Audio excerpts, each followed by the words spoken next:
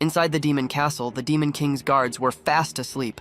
And I mean, forever asleep. This is where our boy, Han Jae-woo, found his target. He smirked right at the demon king, because after beating this guy, Jae-woo was about to get filthy rich. Just as he leaped in for the final blow, a system notification pops up. You are being disconnected from the server. The demon, Würzburg, saw his chance, and sliced the hero clean in two, back in the real world, at Han Jae-woo's place. These thugs were tearing it apart and they yanked the internet cable right out of his VR pod. When Jae-woo woke up, he was furious. He grabbed the guy by the collar and asked, "Are you ready to die?" The other goons begged Jae-woo to chill. They said they were just trying to help him quit his gaming life. See, our MC used to work for these guys. He was known as the problem solver, and I mean those kinds of problems. He was a genius in school, and he also knew how to blow cash like nobody's business. So the guys had a point. Jae-woo still beat him up, but it was true. He'd spent every last cent on a new VR capsule. He was completely hooked on the game, Savior of Humanity. In this game, the battles feel real, and the open world is almost endless. Forget just magic and combat, you can gain fame, meet beautiful characters, and find out what a VR pod is really for. Even a simple fighter can become a king. That's exactly why Jae-woo took out a 1 billion won loan from these very loan sharks, all to buy this, the Dream Machine. But now they busted into his apartment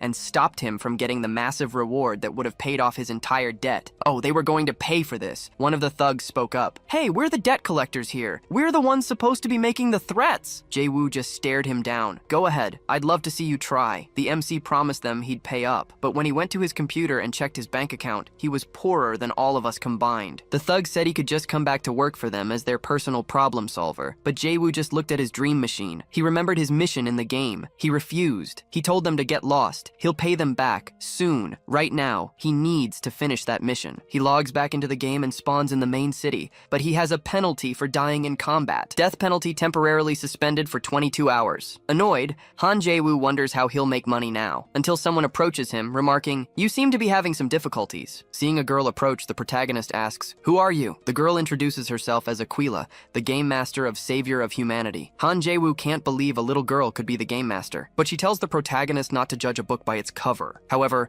Han Jae-woo retorts that he can't just believe she's Aquila based on a simple claim. After hearing this, Aquila snaps her fingers, and everyone around them freezes. The protagonist realizes this is a time-stopping spell, at the very least, an SSS rank ability. Aquila clarifies that it's not an ability. She merely temporarily crashed the server. She claims that should be enough for him to believe her word. Anyway, Aquila mentions she's thought of an event for the game's 7th anniversary, asking Han Jae-woo if he's interested in hearing more. Immediately, the system announces a new game world has opened. Aquila tells the protagonist to be the first to clear this world with a new character. Han Jae-woo replies he hasn't finished with his current character, but Aquila reveals the reward will be 25 billion. She adds that she understands if he's too scared to face the challenge. Immediately, Han Jae-woo feels challenged. Aquila says she knows about his search for the game's true ending, claiming he might just find what he needs in this new world. She also reveals an object, stating it holds the clues to reach the game's ending. Han Jae-woo is dazzled by the sight. Aquila says if he tries it now, he'll get a bonus. On his system, Han Jae-woo sees Aquila has sent 30 million won to his account. The girl explains that Han Jae-woo is her VIP, which is why she's sponsoring him. With that, the protagonist says that even if he doesn't clear the game, it'll still be worth it. After all, this amount will cover his interest for the month. He can't refuse the offer. He'd be an idiot to miss out. Aquila says that was expected and will send him to the new map right away. With that, she starts modifying the game using its very programming. But within the game, she seems to be a real deity. As the expansion installation process begins, the entire surrounding scenery starts to change. A short while later, they stand alone before a door. Aquila explains that once he crosses through, Han Jae-woo will be in the new world. The protagonist understands he just needs to go through to enter the new world, so he wastes no time and heads for the door. But before crossing, he tells Aquila not to forget the reward she promised. With that, he steps towards the true ending. Aquila mentions she forgot one small detail. She states that if the protagonist's character dies in this world, he dies in real life too. Han Jae-woo is utterly terrified to hear this, but he can't do anything about it as he's already crossed through the door. As soon as he arrives in the new world, he face plants on the ground. He wonders why he's feeling real pain if this is just a game. Then he remembers what Aquila said and realizes her warning was very very real. Therefore, Han Jae-woo concludes he has no choice but to clear the game and not die in the process. But he's absolutely furious at Aquila for tricking him. Starting with a new character, Han Jae-woo has no items to use, not even water to drink. He trudges through an empty forest, blaming Aquila for his predicament. Checking his stats, he realizes his current character is incredibly weak, with barely any health points. Plus, he's been walking for 12 hours straight without water and is severely dehydrated. His goal of beating the game is proving much harder than he imagined. But then, amidst his struggles, he hears the sound of water nearby. Without a second thought, he rushes towards it. By pure chance, Han Jae-woo stumbles upon a stream, comparing the moment to one of Bear Grylls' adventures. At this point, the protagonist barely has the energy left to even hate Aquila. He just wants a drink. However, near the stream he found, Han Jae-woo suddenly spots a woman right in front of him. She's actually bathing in the water. He's left speechless, mouth agape, not even trying to hide his awe at her beauty. He stares at the woman for a while, but as he tries to get a closer look,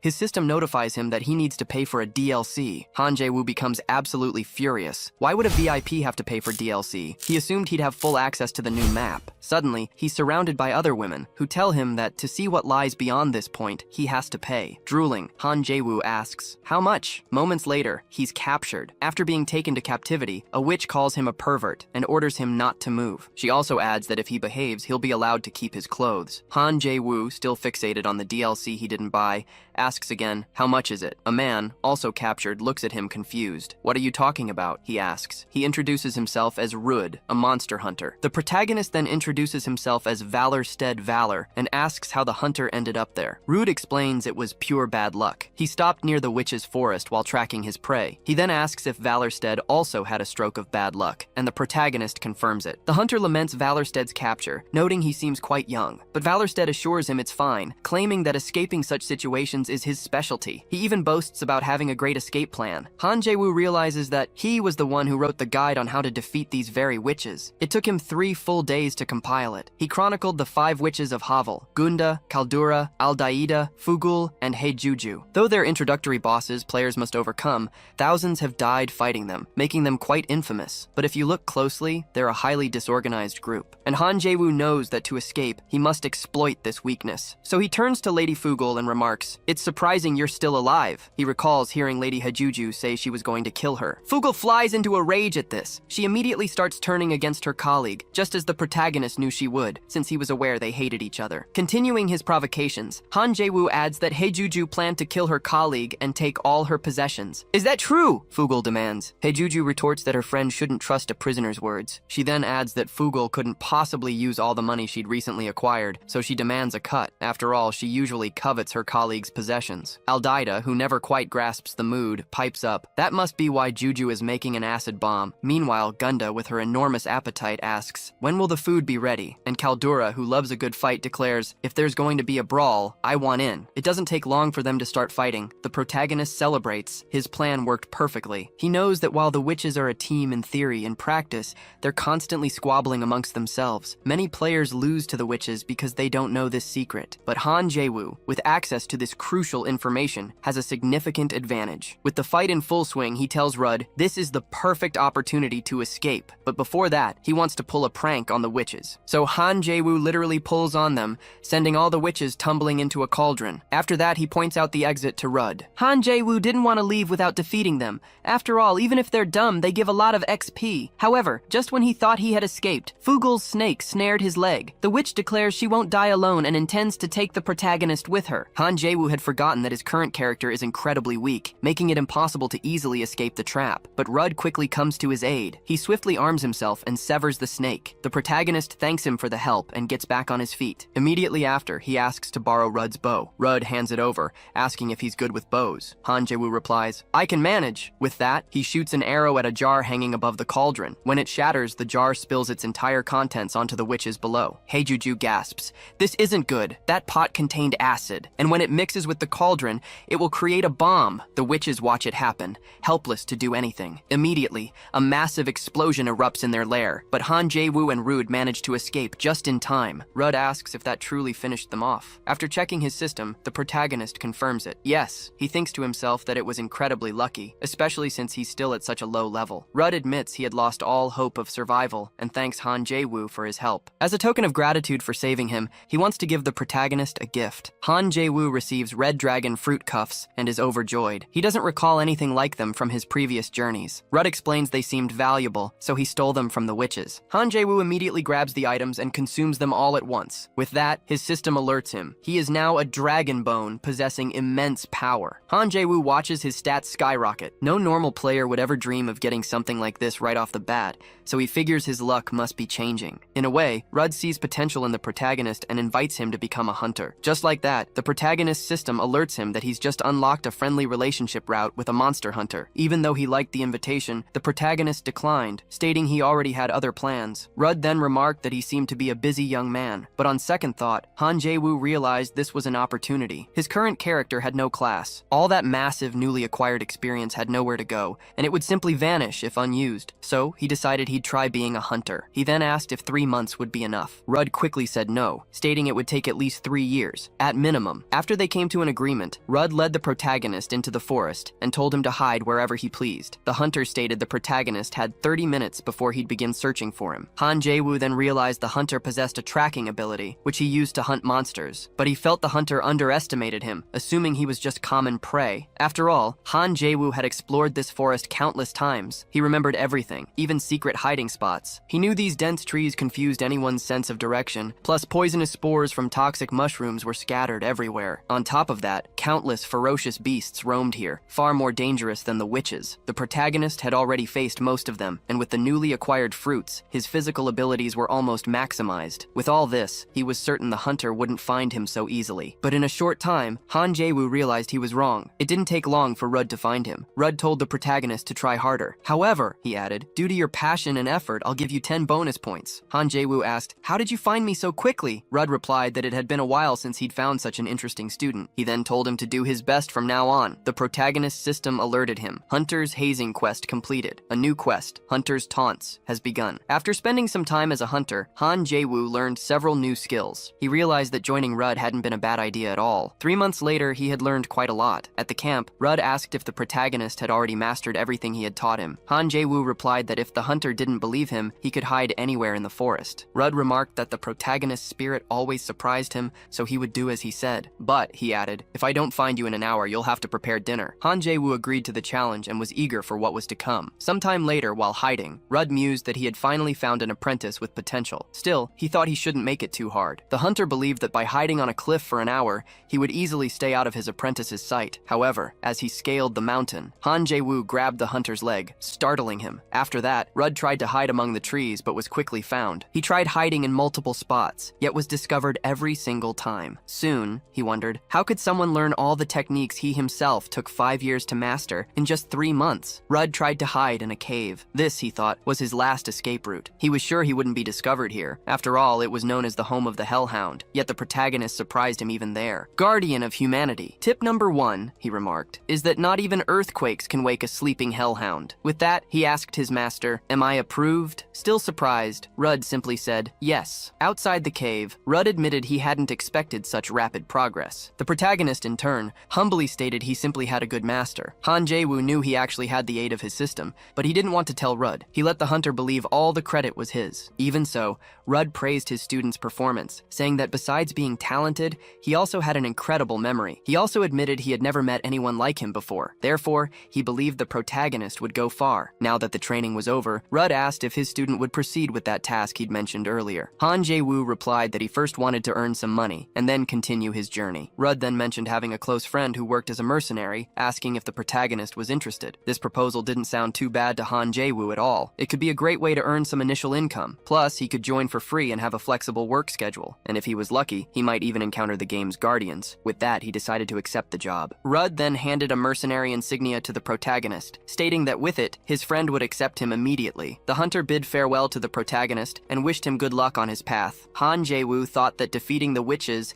and gaining a class was a great start to the game. At this rate, a happy ending might not be so far out of reach. Han Jae-woo's ultimate goal was to discover the game's true ending. He remembered he had only accepted Aquila's proposal because she promised to provide clues for the finale. Not only that, but Han Jae-woo believed never knowing when he would die was the true thrill of this game, so he wanted to make the most of that tension. Therefore, he was eager to reunite with Aquila and obtain the game's true ending. Speaking of Aquila, she watched everything from afar, amused as she saw the protagonist on his journey. She just realized that choosing Han Jae-woo as her VIP VIP was absolutely perfect. Amidst this, a woman approached and stated, Han Jae-woo is definitely not an ordinary guy. Aquila playfully asked if her colleague was into him or something. Valfurga replied that she was a goddess. There was no reason to look at a human she was supposed to protect in that manner. Aquila didn't understand why not, as she herself considered Han Jae-woo cute. She also remarked that Valfurga had been very serious lately, remembering a time when she was much more fun. Valfurga scoffed. That was a long time ago. Changing the subject, she asked, "Did you really pay Han Jae-woo's debt?" Aquila confirmed, yes. So Valfurga pressed, then why wasn't Han Jae-woo himself informed? He still believes he's working to pay off that debt. Aquila simply replied that it was fun watching him play so full of life. Valfurga declared Aquila was horrible for doing that. She then asked, is Han Jae-woo part of a larger plan, or is he just a toy for you? Aquila responded, Han Jae-woo is more like a promising talent. She added, and I want to keep a very close eye on him. Back to our protagonist, he decided to sit down after his legs began to ache. He complained that this forest was absolutely exhausting. He felt so drained he dreamed of sleeping for 12 hours straight, but he knew he couldn't stop now. The mercenary guild was just ahead. Arriving in Frankfurt, he stepped into the Francois Tavern. Waitresses greeted him warmly. He told them he was looking for someone, and one quickly offered to prepare a table. As Han Jae-woo settled in, he realized this tavern was the perfect spot for information, a classic place full of good food and drinks. He knew people talked more freely when they were happy, making it ideal for learning about the mercenary guild. And besides, he thought the waitresses were pretty cute. Taking advantage of the good service, Han Jae-woo asked if they knew anyone named Rebus Chaltz. The moment he spoke the name, the entire atmosphere shifted. One waitress quickly warned that the name shouldn't be uttered in here. Another added that the man he spoke of was extremely dangerous. Her own boyfriend, she explained, had gotten involved with Rebs Chaltz and returned like a mummy. Others who tangled with him met the same fate. What exactly had Rudd gotten him into? The protagonist wondered. The waitress urged the protagonist to flee while he still could, warning that the dangerous man could appear at any moment. But in her attempt to protect him, she inadvertently pushed him directly into harm's way. Rebes Chaltz spotted the protagonist. Noticing Rudd's insignia, he declared,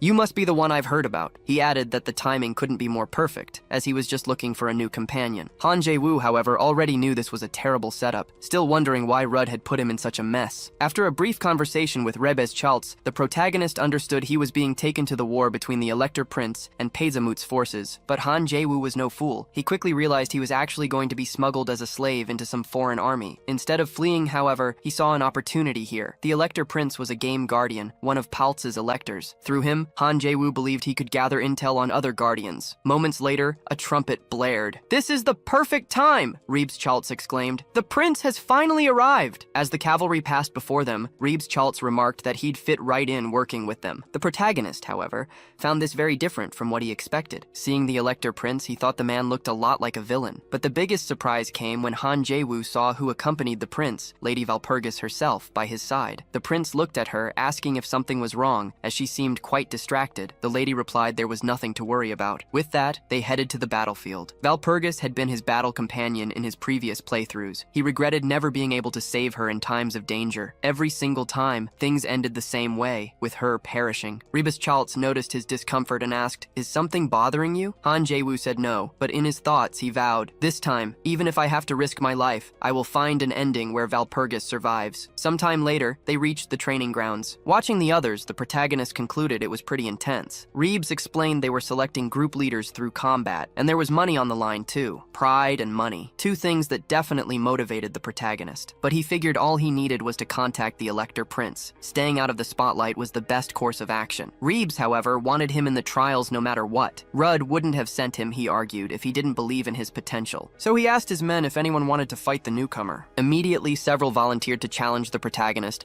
leaving him cornered with no way to refuse. So, since he had to fight, he decided he couldn't afford to lose, even if it meant using his power. His opponent introduced himself as Max. He scoffed at the protagonist, claiming that with such a scrawny body, one hit would be enough to defeat him. "Both sides ready for combat?" Rebes asked. With their confirmation, he started the fight. Max lunged at the protagonist, but with a single blow, he was disarmed. To the surprise of all his allies, Han Jae-woo won the fight with just one strike. It left the others dumbfounded. Max was one of their strongest after all. But to the protagonist's surprise, this didn't scare the others off. In fact, it only made them more eager to challenge him. Han Jae-woo definitely didn't want this, but he ended up being challenged by practically every single mercenary. So he had no choice but to defeat them one by one, using the opportunity to improve his attributes. Then, one of them introduced himself as Charlotte. "Unlike the others," he boasted, "I won't be embarrassed by a newcomer." He approached the protagonist, scoffing at his size. Han Jae-woo thought it best best to stop for now, but he discovered the hard way. The option to log out of the game wasn't available. He knew this was Aquila's doing. He just wanted to rest for a few minutes before continuing, but that option was gone. With no other choice, he would have to face his opponent. Since there was nowhere to run, he concluded, it was better to do this right. So Han Jae-woo executed a judo throw on his opponent, taking the big man down instantly. Even after knocking Charlotte out, Han Jae-woo thought he was pretty heavy. Seeing Charlotte defeated impressed even the mercenary leader. The others became incredibly curious about the protagonist's strength, and they wanted to find out by fighting him, much to Han Jae-woo's dismay. Reeves, in turn, told the others to back away from the newcomer. Han Jae-woo rejoiced, thinking he'd finally get some rest. But then Reeves declared the protagonist was the chosen one, naming him Valorstead Valor, the new group leader for the upcoming battle. After that, the mercenary group prepared for war, with the protagonist leading them at the guild leader's command. A chaotic battlefield. Reeves commands his army to attack. Immediately, the mercenaries charge their enemies. But on the other side, an army of trolls glares back. Han Jae-woo wastes no time. He dives straight into the fray, attacking relentlessly. He believes he's now aligned with the Elector Prince's forces. Reeves had explained the conflict was against Demon King Pizamit's orc army. Their mission? Simple. Steal the enemy commander's military flag. Once their forces broke through the enemy formation,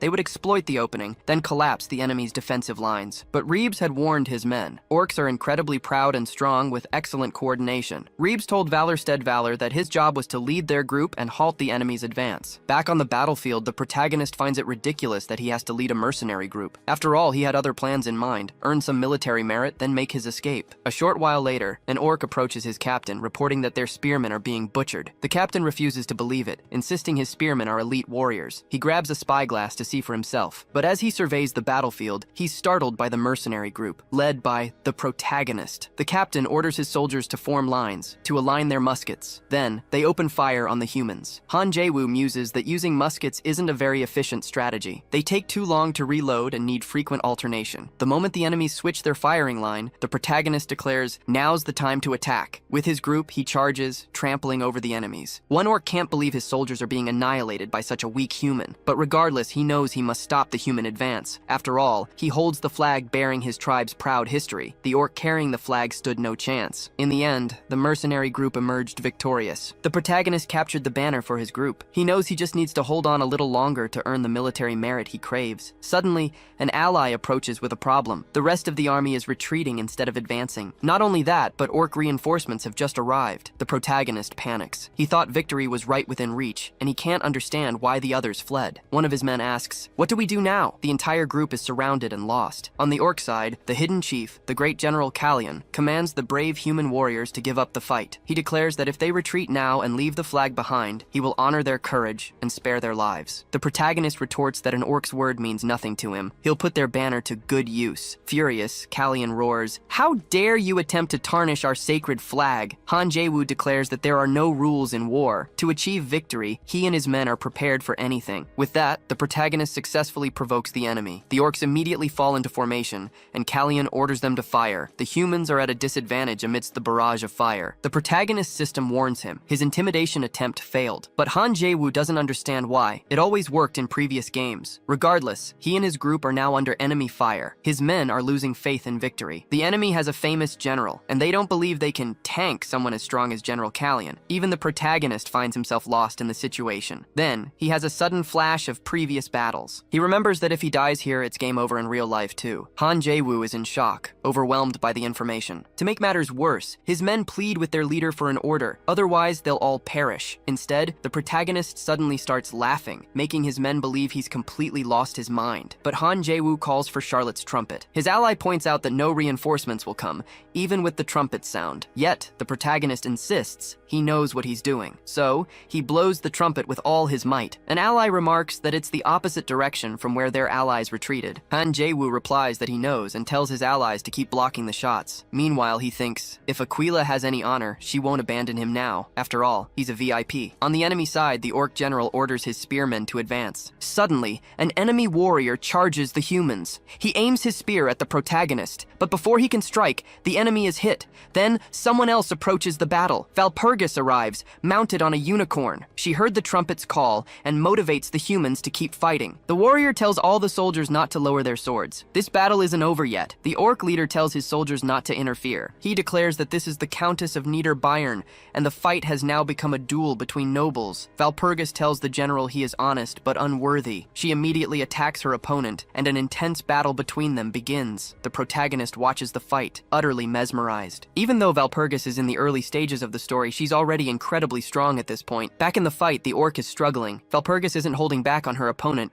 She strikes harder and harder, but the orc is incredibly resilient. Her opponent comments that the Countess doesn't just have excellent swordsmanship, he also praises her hand-to-hand combat skills. He suggests that the Countess must be Valpurgis' sister, as her military order would make sense. Valpurgis claims she serves God with all her heart, adding that she dislikes wasting time. Then she attacks her opponent once more. The orc general enjoys the fight more and more, striking intensely, aiming to hit her. However, Valpurgis is much faster than him. She manages to dodge the enemy's blow and counterattack. After that, the orc declares it was a great fight. Immediately afterward, he falls defeated to the ground. His men realize they've lost the battle and retreat, carrying their defeated captain with them. The protagonist is utterly impressed that such a powerful captain was defeated by a single blow. He realizes this must be the true power of Lady Valpurgis. Valpurgis approaches him, asking, "Are you the leader of the mercenaries?" She says she felt his courage from afar, then formally introduces herself. The protagonist introduces himself as Valor Stead Valor and greets her. He tells her that if Valpurgis hadn't shown up, they would all be dead. In his thoughts, however, he concludes that he's no longer playing his Steel Elector character,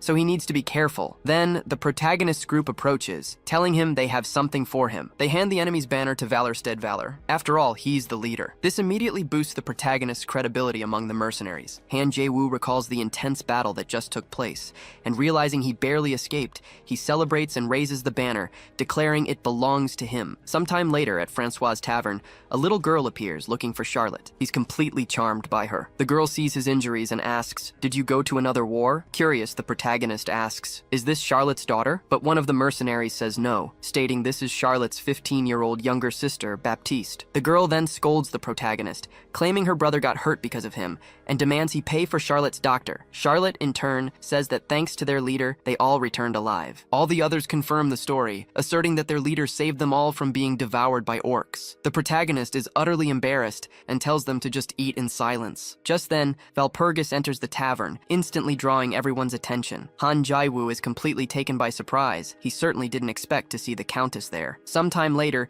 she takes the protagonist to the advanced base of Harfheim. Valpurgis explains that the Steel Elector himself requested his presence, apparently wishing to bestow military honors upon him. She tells the protagonist this is incredible, as it's the highest possible honor for a mercenary. Han Jae-woo thinks Valpurgis is different from what he remembers. She seems more excited about the honor than he is. The Countess says these are soldiers who were saved due to the protagonist's efforts, and if it weren't for his bravery, none of them would have survived. Not only that, but these are citizens of the Empire who are alive thanks to him. That's why she's so happy. This unlocks an old memory for the protagonist, a memory where Valpurgis protected him in an unusual situation. He realizes she hasn't changed, only their relationship is different. After all, in this character, he's just a mercenary, and she's a noble. Valpurgis then approaches His Majesty and introduces the protagonist. The Steel Elector says he's pleased to finally meet the acclaimed Valor, introducing himself simply as Philip. Han Jae-woo bows to the noble, thinking that the presence of a true guardian is incredibly intense. Philip states that the protagonist has become known as the Death of the Field. He declares the protagonist's courage incredible, his bravery like a lion's. A man like that must be rewarded. With that, he announces he'll give the mercenary companions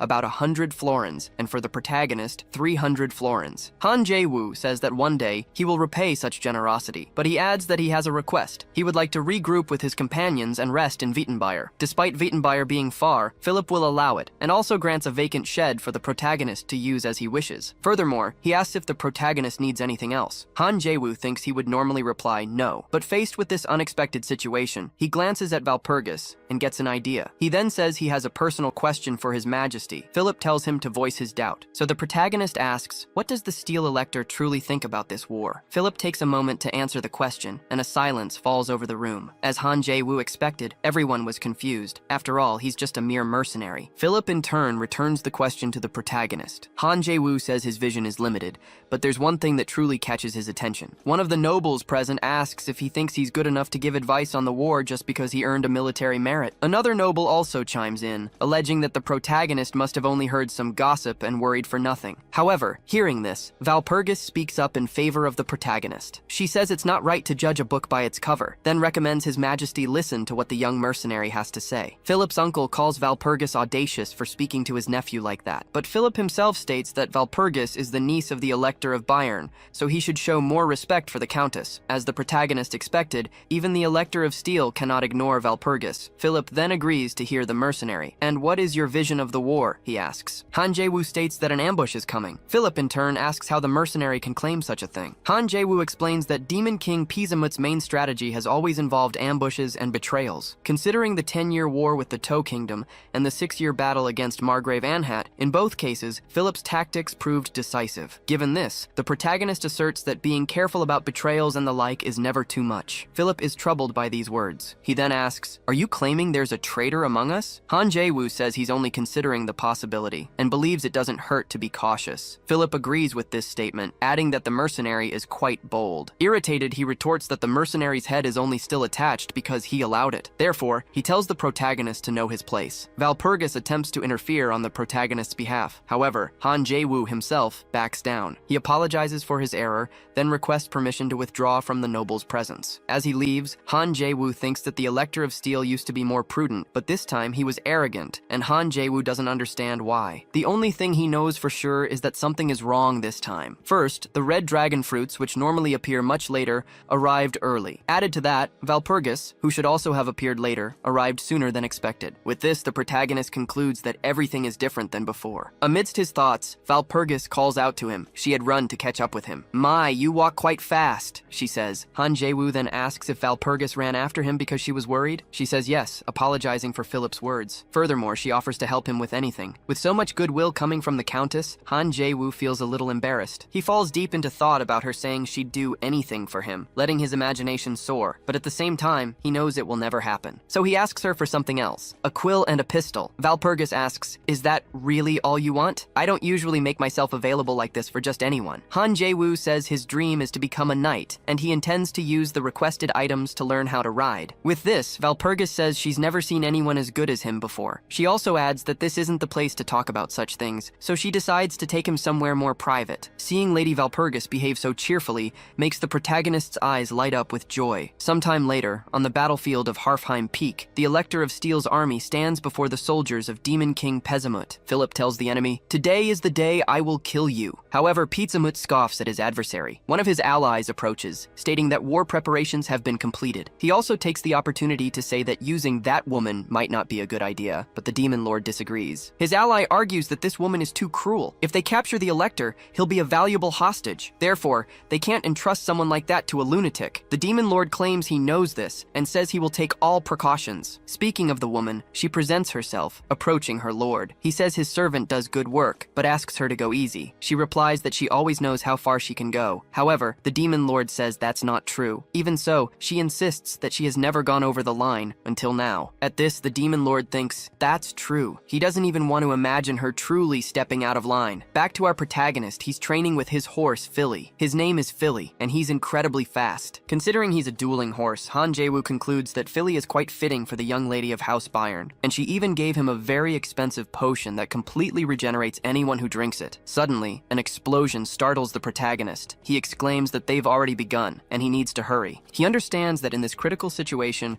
there's still a real possibility that Philip could be betrayed. Because Philip ignored the warnings, he's about to discover the hard way that his uncle is a traitor, secretly allied with the enemy. The uncle scoffs, telling Philip he simply doesn't understand. He claims his nephew has been conspiring, turning the rebels against the emperor. As soon as he noticed this, he decided to cooperate with Peksamut. Therefore, the Steel Elector is the true traitor. After this explanation, the old man asks his nephew, "Do you understand?" Philip in turn scoffs, "No one will believe such a senseless lie." However, the Demon Lord smashes Philip to the ground, telling him not to be so rebellious. He calls him a lunatic for not accepting reality. After that, he orders his servants to apprehend his opponent. Frightened, Philip cries out that he's a noble, and no one should dare approach him. As the enemy tries to capture him, Valpurgis approaches stealthily, but she makes her presence known, immediately striking the Demon Lord with a powerful kick. She's not alone either, and orders her soldiers to escort his majesty away from danger. The enemy grows furious, seeing his prisoner escaping. He immediately orders Hexax to go after Philip. She had been toying with other prey, but now she's commanded to begin her real work at once. Hexax grins, telling her zombie dogs, it's dinner time. Since they're already famished, she barely needs to motivate them. A short time later, the dogs charge out to hunt, and the protagonist suddenly finds himself face to face with them. He figures the enemy would use zombie dogs. He knows Hexax uses them to suppress her enemy's strength, slowly devouring them bit by bit. Han Jae-woo finds finds this tactic absolutely despicable, but he knows how Hexax fights. Since he hasn't encountered many dogs, he realizes the rest must have gone after Philip. The protagonist couldn't care less about the noble's integrity. His only concern is Valpurgis. So, to help her, he rushes directly toward her. Not far from there, Philip and Valpurgis are fleeing from the dogs. Philip complains that his mana control is terrible, blaming the enemy for it. After all, only the Demon Lord could pull off a trick like this. Mid-flight, a dog lunges, almost striking Philip, but Valpurgis intercepts the creature just in time. Her speed against their enemies proves efficient once again. Concerned for his majesty, she wants to ensure his safety, warning him, "We are in demon territory, so we must exercise the utmost caution." Suddenly, one of Philip's allies is struck. He immediately begs his majesty for help, yet Philip does nothing to assist him. Valpurgis tries to intervene, but Philip abruptly cuts her off, telling her to just leave him behind and keep moving. Dissatisfied, Valpurgis declares she's no different from anyone else. Her life isn't worth more than theirs. Furthermore,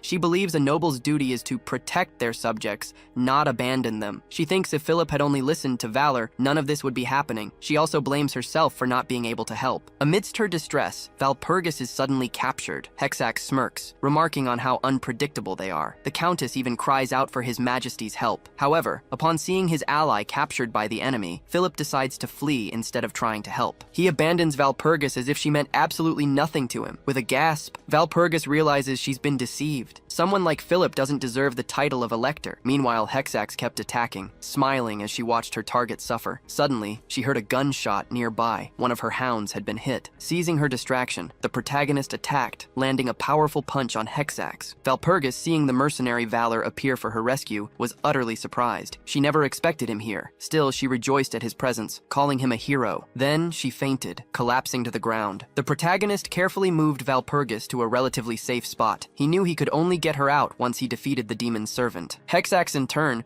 thought the protagonist killed one of her hounds and arrived so stealthily she didn't even notice him. She concluded he was no ordinary warrior. Han Jae-woo then told Hexax, "You haven't changed a bit." Hexax, puzzled, asked, "Where do we know each other from?" He simply replied that he'd never forget her villainous face. Hexax commented on his weapon. "Pretty cool, good range too. But you better aim straight or my whip will get you." The protagonist wasted no time and fired. However, he only hit the enemy's cape. Hexax quickly tried to ensnare him with her whip, ending up lassoing the protagonist by the neck. Leaving him unable to move, she pulled him close and headbutted him. The blow was so powerful it sent him flying. Excited, Hexax declared, "It's not over yet," but when she tried to hit him again, she missed. After dodging, the protagonist tried to attack her from a distance, but the enemy spotted his strategy. She tried to stop him from shooting, but she missed every whip strike. She couldn't believe it was possible. No one had ever done that before. She prided herself on being the best with a whip and thought it impossible for anyone to dodge her strikes until now. Han Jae-woo prepared to fire, but Hexax swore she wouldn't give him an opening. Yet again, her opponent surprised her. Instead of shooting, he closed the distance, enough to stab her with a dagger. After the strike, Han Jae-woo sarcastically asked, "How do you like my dagger, Hexax?" Hexax realized her focus on his gun had cost her an eye. She needed to recover fast, so she unfurled her demonic wings. "I'd love to stay and fight," she declared, "but I'll have to postpone this for another time." Han Jae-woo seized the chance to taunt her. "Running away, are we? Afraid to lose?" Hexax scoffed. "I won't fall for your provocations. Close quarters combat isn't my strong suit, and I know it." But the protagonist pointed out, "I have a weapon too!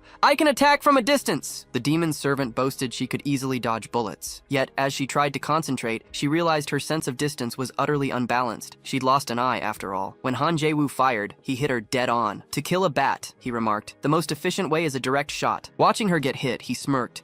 "Hexax, you're finally getting a taste of suffering. But now what kind of loot will you drop when I finish you off?" Desperate, Hexax tried to seduce him to avoid death, but she hadn't accounted for the protagonist's cold heart. Her attempt to charm him fell completely flat. The protagonist gained some good items from the victory and was pleased, but he knew he had to act fast before it was too late. He grabbed a healing potion and rushed to his friend, knowing only something like that could save her in her critical state. The protagonist carefully analyzes the potion's instructions before using it. He realizes it must be applied directly to the affected area, but to do that, he'd have to remove Valpurgis's armor. He tries to clear his thoughts, asserting that he's only doing this to help her and nothing more. He really concentrates, determined not to make any mistakes. At that moment, Han Jae-woo has a vivid memory of his past. His father died of an illness when he was young, and his mother collapsed from overwork. Because of this, Han Jae-woo lived alone by the time he was 18. At 22, he found a job as a debt collector in Hanam-dong. Though he tried to play tough, he often went easy on those who owed money. Then he met a client who made a living playing video games. This client claimed that by completing a major mission, he'd earn enough to pay off his debt. Curious, Han Jae-woo asked more about the game. The young man told him all about about the incredible universe the game offered,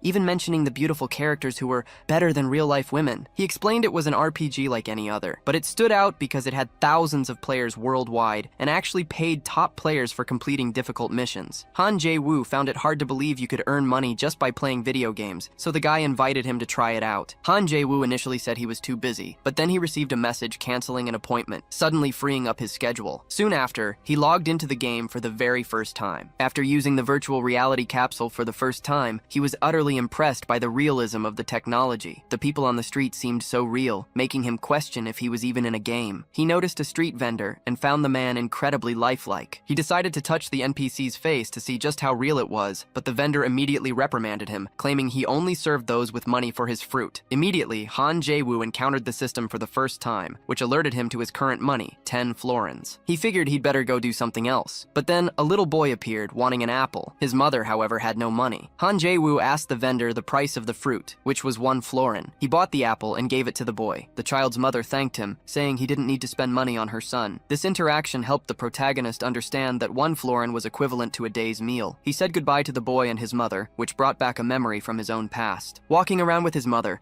always eyeing the roasted chicken sold near their house. Gradually, Han Jae-woo became enchanted with the game, and after that day, he never stopped playing. When real life got tough, he used the game as therapy. He spent more and more time in the game, leaving real life behind. There, he could unleash all the stress from his job on the enemies he faced within the game, while in real life, he just woke up and worked. In the game, he found a new way to live. He spent the last 5 years playing. At a certain point, Han Jae-woo was approached within the game and met Duchess Valpurgis for the first time. She said she'd heard of his skills and invited him to hunt wild boars. He mentioned he was actually looking for meat, and she appeared just in time. It didn't take long for the protagonist to capture the boar. While Valpurgis admired his abilities, he was incredulous that she hadn't done anything. Valpurgis simply stated he was so strong that she didn't even need to act, then invited him to form a duo. Han Jae-woo asked if it was some kind of contract where he'd have to work for her all day. Valpurgis said no and asked, "Don't you trust me?" The protagonist replied that he didn't trust people in general, which she found amusing. She then decided to recommend him to become a knight of the Empire. It didn't take long for this to become a reality. Even knowing his potential, Valpurgis herself was impressed that he had come so far, so quickly. After all, he became the Elector of Steel. Han Jae-woo said he hadn't gotten there alone, and if he hadn't met her, he never would have achieved such a feat. Valpurgis replied that these people were saved by him, and peace came with it. With this, he earned the loyalty of the people, and not only that, but he also earned Valpurgis's loyalty. Valpurgis always admired the Elector of Steel. Back in the present, Valpurgis's thoughts about the protagonist haven't changed. Even though reality is different, she feels something special for him. She says that despite his youth, she's never seen someone with such dedication. Then she asks, "What motivates you?" The protagonist replies that he loves this world and everything around it, aside from his face being all beaten up. Valpurgis somewhat understands, but argues he shouldn't have removed her armor, even though he claimed he couldn't help her without doing so. Changing the subject, Valpurgis says they need to go to Valpurga Convent soon, as the others need to know they're still alive. She promises that when they return, she'll repay his kindness. After all, he saved her life, so she feels she owes him more than just words. Even after being beaten up, Han Jae-woo secretly thinks he can't wait for that to happen. Innocently, Valpurgis mentions that besides her, the convent will probably reward valor, but despite that, he says, her reward interests him more. Sometime later, they arrive at Valpurga Convent. Valpurgis introduces her guest to Angela,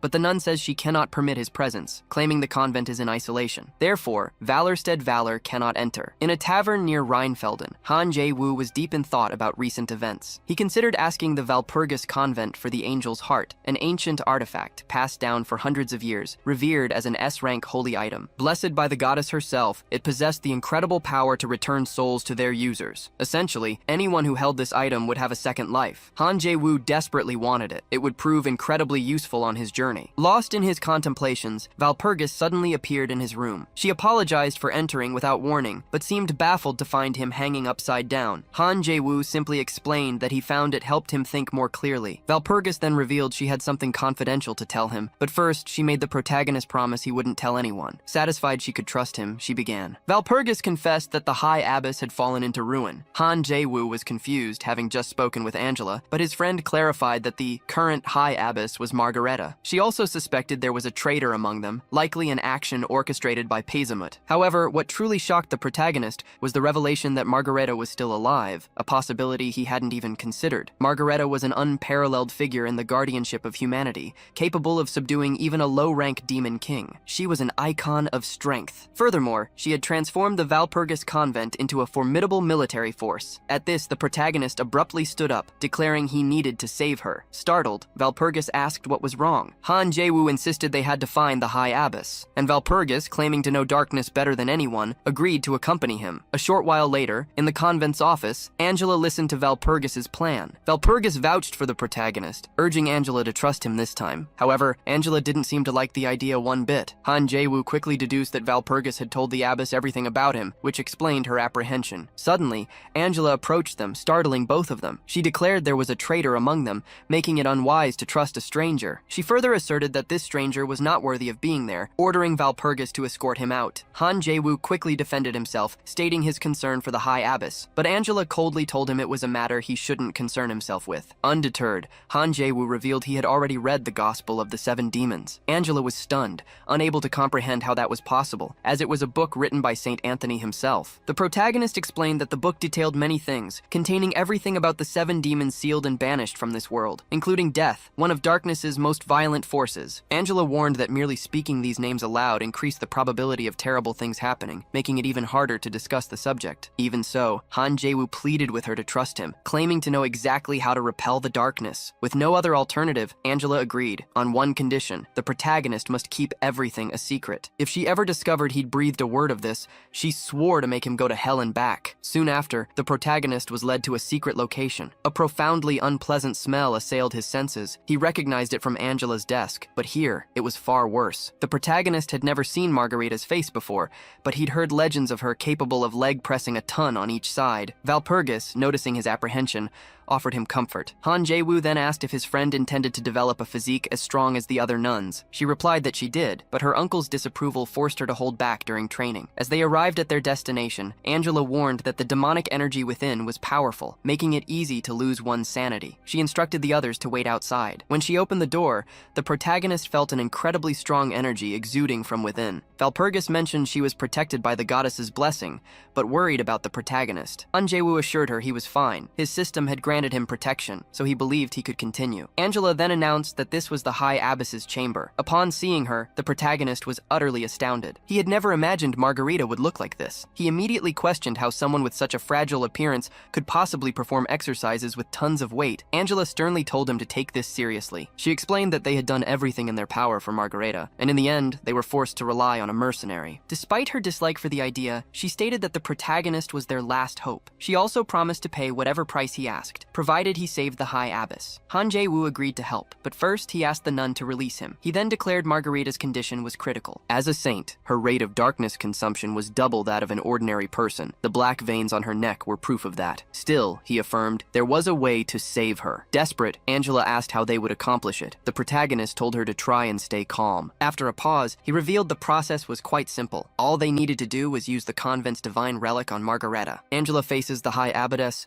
asking if the protagonist is referring to the angel's heart. Her understanding is that the dark curse associated with the High Abbess will be transferred to another person to absorb. However, since divine power and curses are opposites, the High Abbess's death would be inevitable during the transfer. This is why the angel's heart is needed. The protagonist confirms that's exactly right. The curse is fatal to all clerics, so no one from the convent could perform this method. That's why he's here. But Angela states that this method won't be possible. The abbess herself said this was her darkness, and no one should suffer in her place. The protagonist offers to be the curse's receptacle, but Angela disagrees. She asserts they're dealing with a dark curse, and with unknown causes and symptoms, it's incomprehensible. She doesn't believe anyone would survive it. What's more, after being possessed, the protagonist would have to live with it for the rest of his life. Valpurgis agrees with Angela, saying there's no reason for him to sacrifice his life in the High Abbess's stead. Han Jae-woo thanks them for their concern, but insists this is the best option. He's read the Gospel of the Seven Demons and knows darkness well. Since he's not a cleric, he's not vulnerable to it. Besides, he's just an outsider. Angela shouldn't worry about his well-being, but rather about her High Abbess. Angela is finally convinced, but says that when the High Abbess wakes, she'll surely scold her for this decision. Nevertheless, she presents the angel's heart to the protagonist. After taking the artifact, Han Jae-woo considers saving it for later, but realizes this is the perfect opportunity to make Margarita an ally. Valpurgis tries to convince him to change his mind about this plan, but Angela reassures her, saying the protagonist is a man and just wants to see what's coming. Ready to begin begin, the protagonist starts the ritual. He places his hand on Margareta and utters some magical words. A short time later, he starts to feel the curse's effects. Not only him, but even Angela and Valpurgis, though distant, perceive the manifestation of evil all around them. In turn, the protagonist is transported to another dimension. Looking around, he realizes everything is dark, but he knows he must find the source of the darkness. Amidst this, a voice manifests, asking, "Who dares disturb me?" The protagonist introduces himself as Valorstead Valor and declares he's there to free Margareta. The voice scoffs, saying a mere mortal can't do that. It adds that he must be insane to confront someone so much more powerful. Then it commands him to vanish from its sight, but to the enemy's surprise, it can't extract the protagonist's soul and doesn't understand why. In turn, Han Jae-woo tells the dark being to release Margareta immediately and use him as its new receptacle. However, the enemy retorts that it won't take orders from a mere human. Besides, it usually consumes souls, it doesn't free them. Han Jae-woo thinks the enemy is playing dirty, so he'll have to do the same. With that, he declares he's read the Gospel of the Seven Demons. He even traded his dog for the book with the Death Smasher itself, and that entity is probably selling cheap copies to other sages right now. Therefore, Han Jae-woo asserts that if the enemy keeps prolonging this,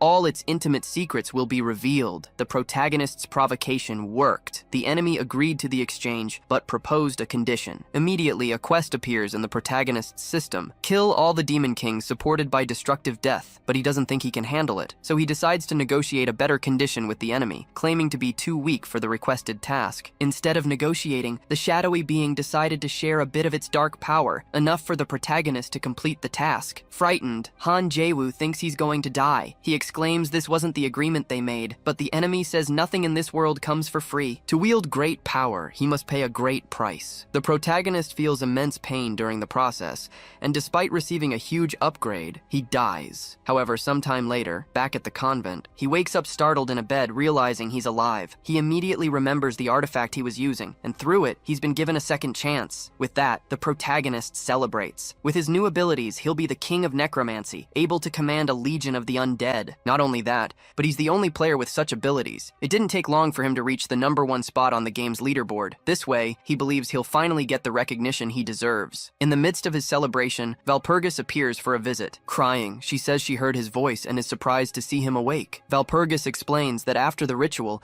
he fell unconscious, so she brought him to her own room. Now that he's okay, Valpurgis tells the protagonist never to do anything like that again. She was worried sick. The protagonist takes his friend's hand and apologizes for making her worry. He also promises not to do anything like that again. With that, his friend accepts his apologies. But both of them notice something happening outside. Han Jae-woo arrives, worried, and asks, "What's going on?" Angela realizes he's finally awake, but she adds that he wasn't the only one to awaken. He then realizes who's causing all the commotion. Margareta declares she's been asleep for too long and now needs to exercise a bit. She also says she's happy to finally meet the one who saved her. Then she formally introduces herself as Margareta, the High Abbess of Valpurga Convent. And, as he already knows, her name is Margareta, but he can call her Mari. After the introductions, they headed to a basement. Han Jae-woo figured Philip must have already left the dense forest by now. Having finally achieved the highest necromancer level, Cold Blood, Han Jae-woo had planned to secretly eliminate Philip. But without the Angel's Heart, Philip, being a guardian, made the chances of success low. He concluded he couldn't let his guard down until the very end, even though Margareta was super excited for a new adventure. Seeing her enthusiasm, Angela told Margareta to act with a bit more decency. But the High Abbess just shot back that Angela's age was making her cranky. Even Han Jae-woo found Margareta's exaggerated behavior a little strange, but Valpurgis assured him, "She's always been like this." Han Jae-woo noted that a girl like Margareta was the youngest and strongest military force in the convent, so he expected more dignified conduct. Noticing the two of them chatting, Margareta chimed in, "You two seem pretty close." Then she explained that behind the door was Valpurga's underground armory, filled with all sorts of equipment. She added that many items weren't just combat tools, they were magical too. A mercenary like him would put them to good use. Han Jae-woo thanked her for the access, and Margareta immediately replied, "You can repay me by taking me on a date." Angela was furious to hear this, even with Margareta claiming there was nothing wrong with it. "Anyway," she said, opening the door. With the right gear, Han Jae-woo thought, Philip wouldn't stand a chance. Sometime later, Han Jae-woo headed to the stable to meet his horse. Now that he was properly equipped, he couldn't wait to face Philip. But as he prepared to leave, Valpurgis appeared. "Were you really planning to go without saying goodbye?" she asked, inviting him for one last ride together. Along the way, Valpurgis said that even though they had only recently met, she felt as if she'd known him for an eternity. She reminded him of all he'd done, fighting beside her against the orcs, saving her life during Hexax's ambush, and not to mention rescuing the High Abbess. Because of all this, she felt an immense sense of gratitude. After After a moment, she asked, "Do you have any curiosities?" Han Jae-woo, feigning ignorance, replied, "What are you talking about?" Valpurgis scoffed, "Don't play coy. I know you're curious about what my face looks like without the helmet." Han Jae-woo admitted that because she always wore a helmet, he'd assumed there was a special reason for it and thought it best not to ask. Valpurgis revealed that beneath her helmet was a large scar, a mark of a curse. Even she didn't know what curse it was,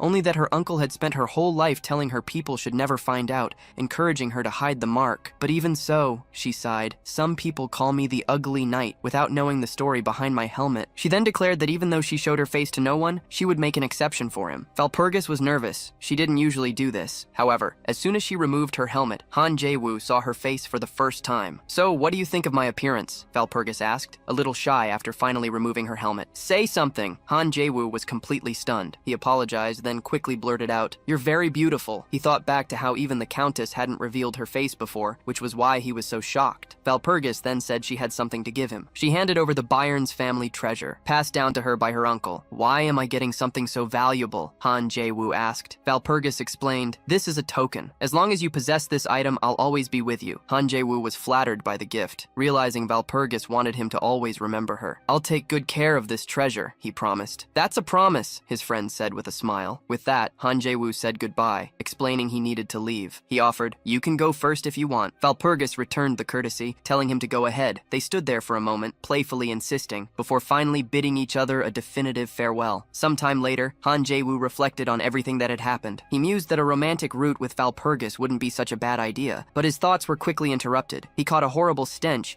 and realized he was standing before several fallen warriors. Judging by the scene, he deduced that Philip and Petsamut had fought right there. Han Jae-woo knew he was on the right track. He cast a spell to perform a complete scan of the area and ended up discovering something very interesting. With a surge of power, he activated a necromancer ability, causing all the fallen bodies to rise and become his loyal servants. "Your first mission," Han Jae-woo commanded, "is to search the surroundings for any traces of Philip." He then pointed to a female servant. "And you," he said, "have a special task. Bring me all the scattered military uniforms. They will be of great use." In a town not far from the battlefield, Philip was with some of his men. He still hadn't overcome his uncle's betrayal and sought revenge. After a moment, he grabbed some food, even as his soldier reminded him it was for emergencies. The prince didn't care. His selfish instincts made him think only of himself. Then, in the midst of it all, someone appeared, claiming they had been looking for him. The protagonist introduced himself as the mercenary, Valorstead Valor. "Do you remember me, Prince?" he asked. Philip recognized him immediately, even as his soldier urged caution, warning that they were in a dangerous situation. Annoyed at being interrupted, the prince struck the soldier. He claimed this mercenary had come to rescue him after all. He'd hired him before. "Worms like you are not as useful as Valorstead," Philip sneered. "And now that I have a war hero mercenary by my side,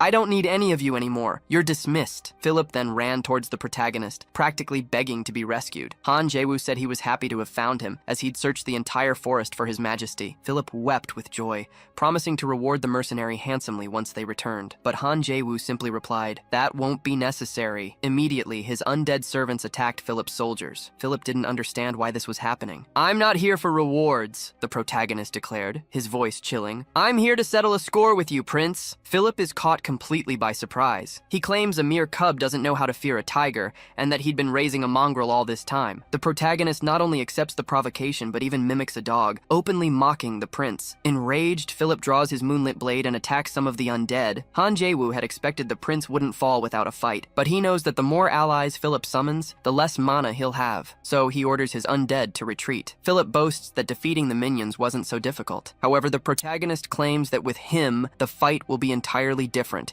He even says he has something special reserved just for the prince. Immediately, the two clash in battle. The prince's eyes are blazing with fury, enraged by the betrayal. On the other hand, the protagonist is facing an opponent for whom he has meticulously prepared. Han Jae-woo muses that this is the electoral sword. Facing the very sword style he himself once wielded and admired is a painful experience. While it may appear elegant and beautiful, its retro flair hides a deadly counterattack, always lurking. Only the one who holds the title of Steel Elector has the right to wield this blade. Philip demands, "Do you honestly think you can stab me in the back and still live in peace?" Han Jae-woo calmly replies that, in fact, he's quite friendly with the nuns. The prince is surprised that a mere mercenary has such powerful connections, but he quickly asserts that he has absolutely no fear of militant religious groups like the nuns. Philip attacks the protagonist again. However, Han Jae-woo defends himself with ease, only further fueling the prince's rage. Not only that, but he's also reminded of all the internal injuries he suffered during his last encounter with the vampire demon. Han Jae-woo, for his part, tells Philip, "Your melodrama ends now." Immediately after, the protagonist lands a powerful kick on his adversary. The blow is so forceful that it sends the prince spitting blood. Han Jae-woo declares that Philip should truly fear him, not the nuns. The prince stammers that his body is weakened from his previous battle, which is why he's losing. He even reminds Han Jae-woo that he once recognized his talent and rewarded him, so why is he trying to kill him now? Han Jae-woo retorts that the prince is even dumber than he imagined, but since Philip still doesn't understand, he'll explain. First, he ignored Han Jae-woo's warning that he would be betrayed by someone close to him. Second, he heartlessly discarded Valpurgis, even after she served him so faithfully. And third, he selfishly allowed countless others to die in his place. For these reasons, the protagonist asserts that Philip should be ashamed to bear the title of Elector. In this dire situation, Philip desperately claims that everything he did was for his people. "Who will feed the remaining citizens if I die?" he demands. Furthermore, he insists that his absence will be a golden opportunity for the other electors, who will surely seize the chance to attack the moment they learn of his demise. The protagonist admits that the prince has raised an interesting point, and so he'll grant him a chance. He adds that if Philip accepts his offer, he will bestow upon him a healing potion. Desperate, Philip quickly agrees, "I'll accept any condition as long as I live." With that, the protagonist commands Philip, "Get on your knees and beg for Valpurgis's forgiveness." The prince readily agrees, even promising to donate 10,000 florins to the House of Bayern. The protagonist then hands over the potion,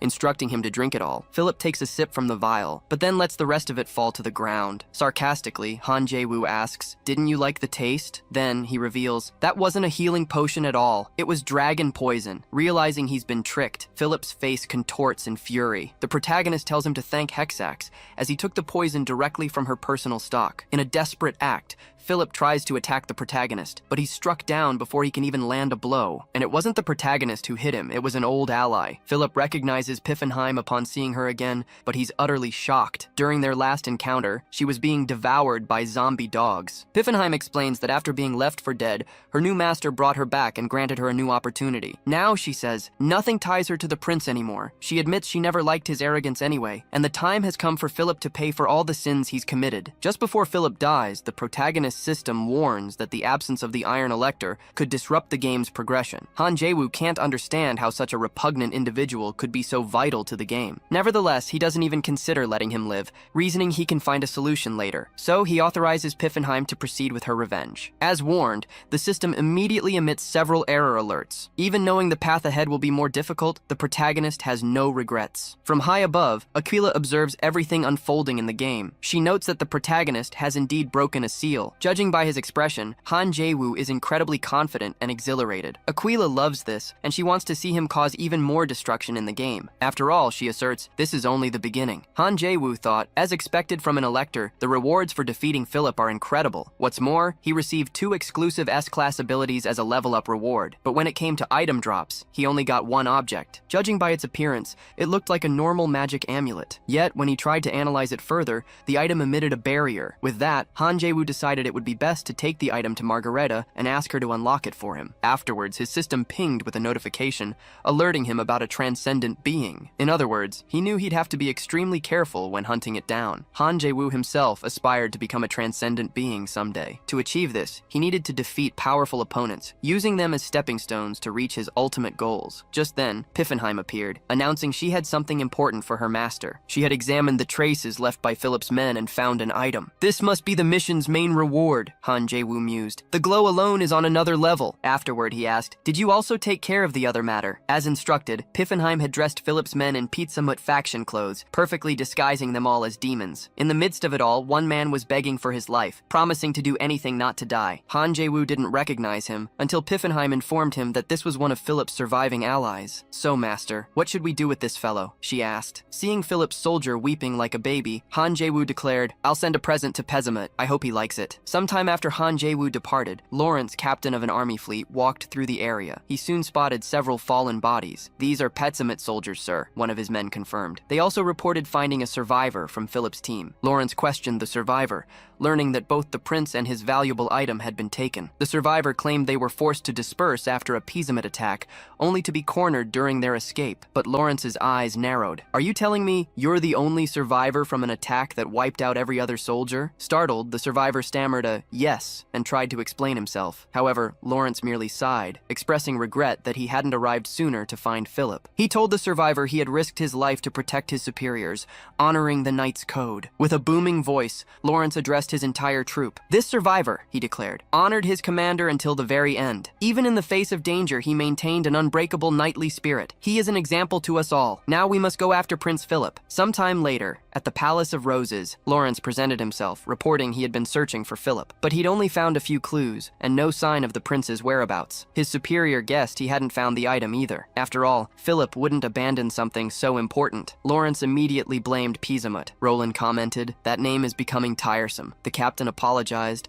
but Rose asserted that finding the item was paramount. She added that the item was the only way to restore Prince Philip to his elector status. Roland stated, "Philip isn't someone who would die so easily." She then ordered her servant to send a message to Pisamut, demanding he return the item. Otherwise, she grinned, what comes next will be fun. At Pisamut's base, he received a message. He was instantly terrified. The madwoman had been resurrected. The woman he referred to was Margareta. She was someone even a demon like Pisamut feared. After all, he was responsible for the curse that had left her in a coma. His servant argued she was merely human, but Pisamut vehemently disagreed. "Margareta invaded Off's hideout alone," he snarled, "and defeated all his subordinates. And she did it cruelly. But the worst part was that she did it after one of Off's men stepped on her snack." After that incident, Margareta became known among demons as the Destructive Storm. Another of Pisamut's servants appeared, announcing, "A message just arrived from Queen Roland. Now is a terrible time for this," Pisamut grumbled. He already had enough on his mind. But as he read the letter, he couldn't understand what Roland was talking about. He had no idea what item she was referring to. With that, Pisamut went ballistic. Now he had a lunatic on his tail,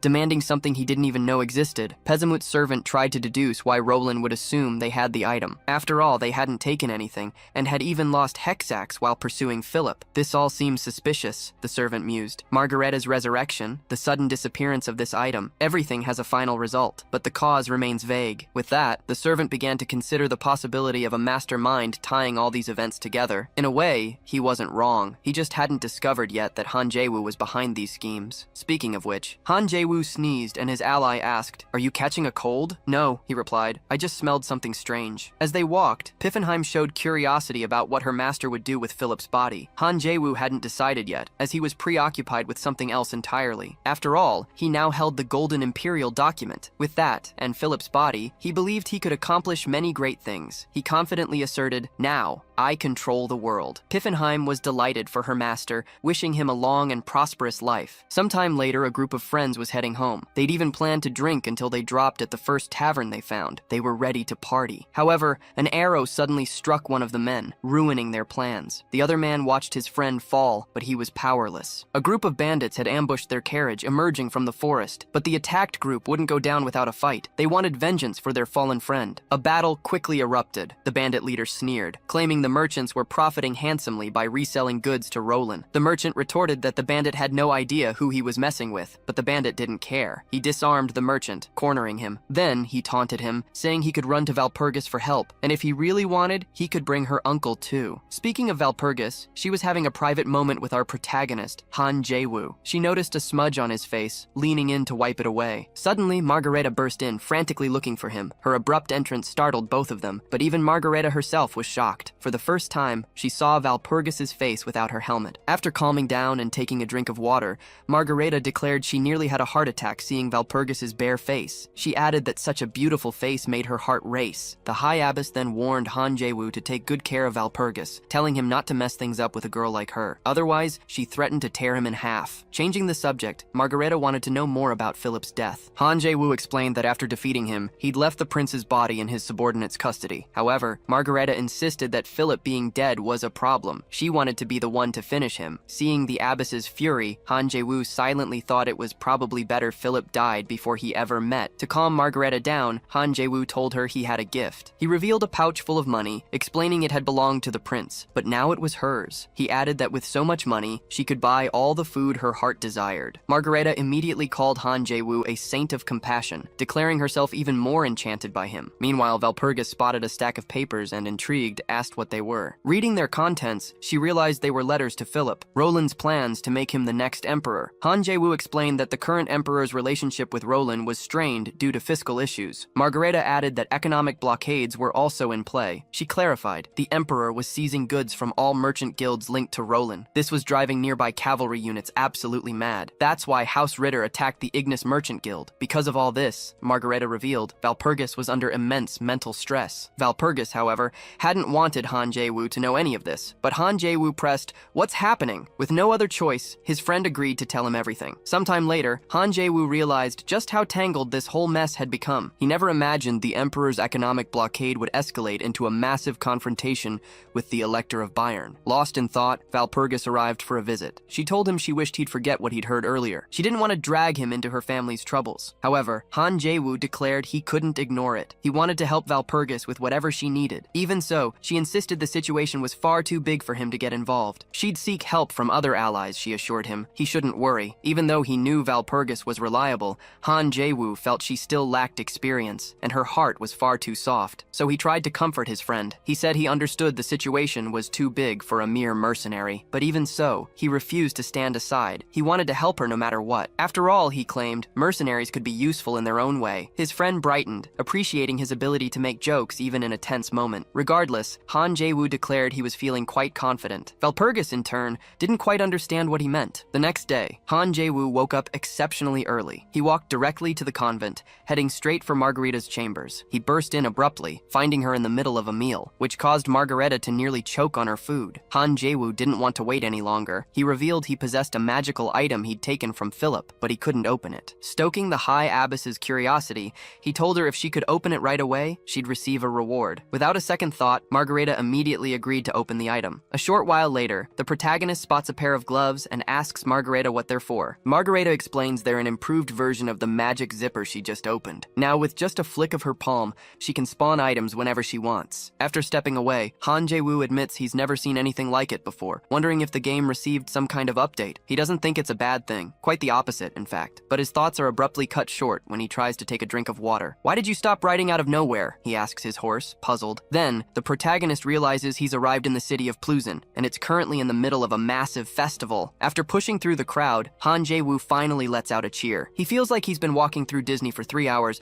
but he's finally escaped the overwhelming throng. Suddenly, amidst all the chaos, he spots someone holding a welcome sign. The protagonist thinks this place is exactly as he remembers it. He sees people eagerly awaiting the arrival of someone they're calling the Great One. Han Jae-woo muses that Pluzin is a city where many different races coexist, and the Great One they're referring to is none other than the Demon King Kubalt. Kubalt played a crucial role in unifying cultures through his vast knowledge and eloquence. He's considered the primary pro-human demon king after Roland, and he's also a vital figure who can help with the current situation. Therefore, Han Jae-woo is determined to find him, no matter the cost. Lost in his thoughts, an individual approaches the protagonist, declaring he possesses the aura of a great adventurer. "Even without knowing you, I can sense your strength from afar," the stranger proclaims. Han Jae-woo decides to check his system to understand what the goblin is talking about. He then notices that he possesses an SS rank, worthy of a great leader, with one of his abilities specifically being a strong influence over even strangers. With this realization, Han Jae-woo states his desire is to meet Kubalt. The goblin, clearly thrilled, exclaims, "It's exciting to know the city will receive 2 powerful visitors simultaneously." He adds that he also has business with Kubalt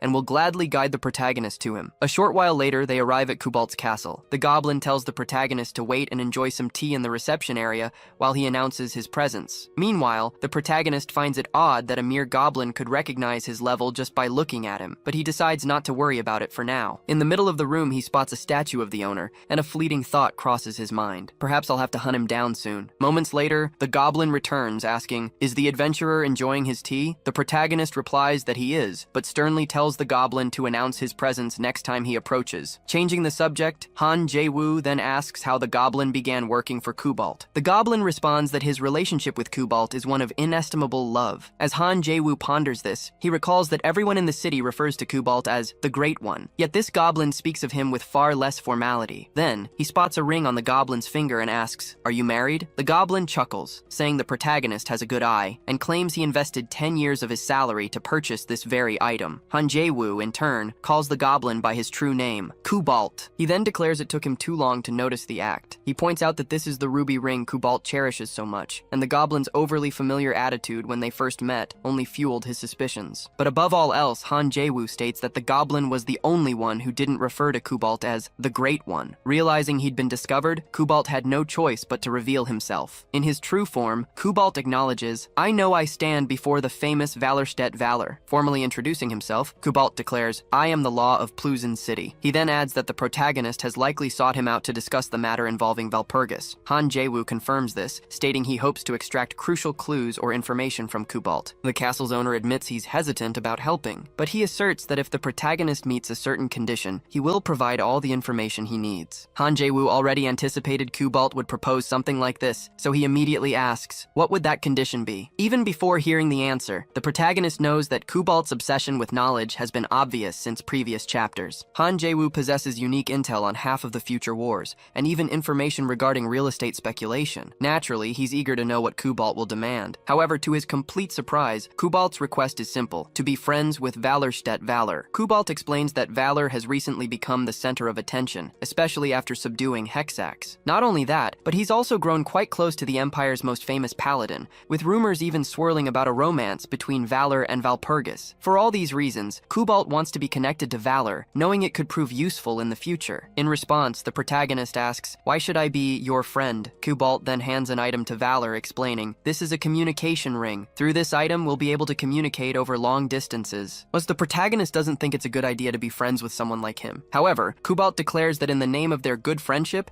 he would provide all the information Valor needs. As proof of his sincerity, he reveals a crucial lead, a clue hidden in the capital of the Duchy of Saxon. The capital of the Electorate of Saxon, of course, is named Dresden. Following Kubalt's tip, the protagonist travels to Dresden. Guards attempt to block his entry into the city, but he simply flashes his system screen, leaving the soldiers utterly terrified. With a stern look, Han Jae-woo warns them not to try and stand in his way again. Once inside, he walks through the streets with his system screen brazenly displayed for all to see. Upon witnessing this, people immediately drop to their knees before him, terrified of being attacked or worse. Han Jae-woo thinks to himself, it's never been this easy to reach an objective. In no time, he reaches the Merchants Guild. Inside, a woman announces, an unknown individual is approaching the guild, and he appears to be extremely dangerous. However, the protagonist steps into the building, startling the woman with his displayed system screen. After this, he finds himself face to face with the guild leader. The leader promptly asks, "Why would someone like you come here?" Han Jae-woo closes his system window, then states, "My desire is to make a deal with the leader of the Merchants Guild." Kubalt had previously explained what he knew about Dresden to the protagonist. He mentioned that Velia's Merchant Guild and the city's Ritter Knight family were trapped in massive debt, caught in a serious debtor-creditor relationship. The protagonist had no idea about this kind of information. As expected, Kubalt was incredibly well informed. After all, he was the man who had outmaneuvered the protagonist in information warfare countless times in the past. His intelligence network stretched across the entire continent, earning Kubalt the title of King of Shadows. Judging by the protagonist's expression, Kubalt noted that he seemed satisfied with this information. However, Kubalt still had something more to reveal. Back in the present, Han Jae-woo stood with the leader of the Merchant Guild. The guild leader introduced his daughter, Marin, to the protagonist, explaining that she now spent her days confined to her bed. Not long ago, Marin was a normal child, but one day she lost all strength in her arms, unable to even lift a fork. It wasn't long before her entire body followed suit. Her father hired the best doctors in the city, and even outside experts, but no solution proved effective. Ever since watching his daughter in such a state, he lamented not seeing her healthy as before. Even so, like any good father, he hadn't lost hope of helping her. He then implored the admirable adventurer to do something to help his daughter. First, the protagonist told the guild leader to simply call him Valor from now on. He then explained that the purpose of his visit was to strike a deal. Now, judging Marin's situation, Valor realized her condition was truly critical. She had suffered significant muscle loss, and her body was severely malnourished. crushed. He concluded that the girl couldn't be treated with traditional medical methods. But the good news is he knows a method to cure her. The father immediately asked what he needed to do. Han Jae-woo replied that he needed an elixir from Gross Glockner. However, the girl's father said this made saving his daughter practically impossible, clearly showing he knew exactly what kind of place Gross Glockner was. That's why he deemed it impossible to get what the protagonist requested. Gross Glockner is a canyon located in the southeastern part of the empire. Despite its breathtaking landscapes, it's most famous for being home to the fearsome demonic dragon known as Schwarze Teufel. While few ancient dragons remain on the continent, Schwarze Teufel possesses immeasurable power. Not even demon kings dare challenge him. The canyon he rules is infested with countless beasts and demons. Simply put, it's a deadly place for both humans and demons, making it a hopeless challenge for ordinary people. However, the protagonist was no ordinary person. He reassured the merchant guild leader about this,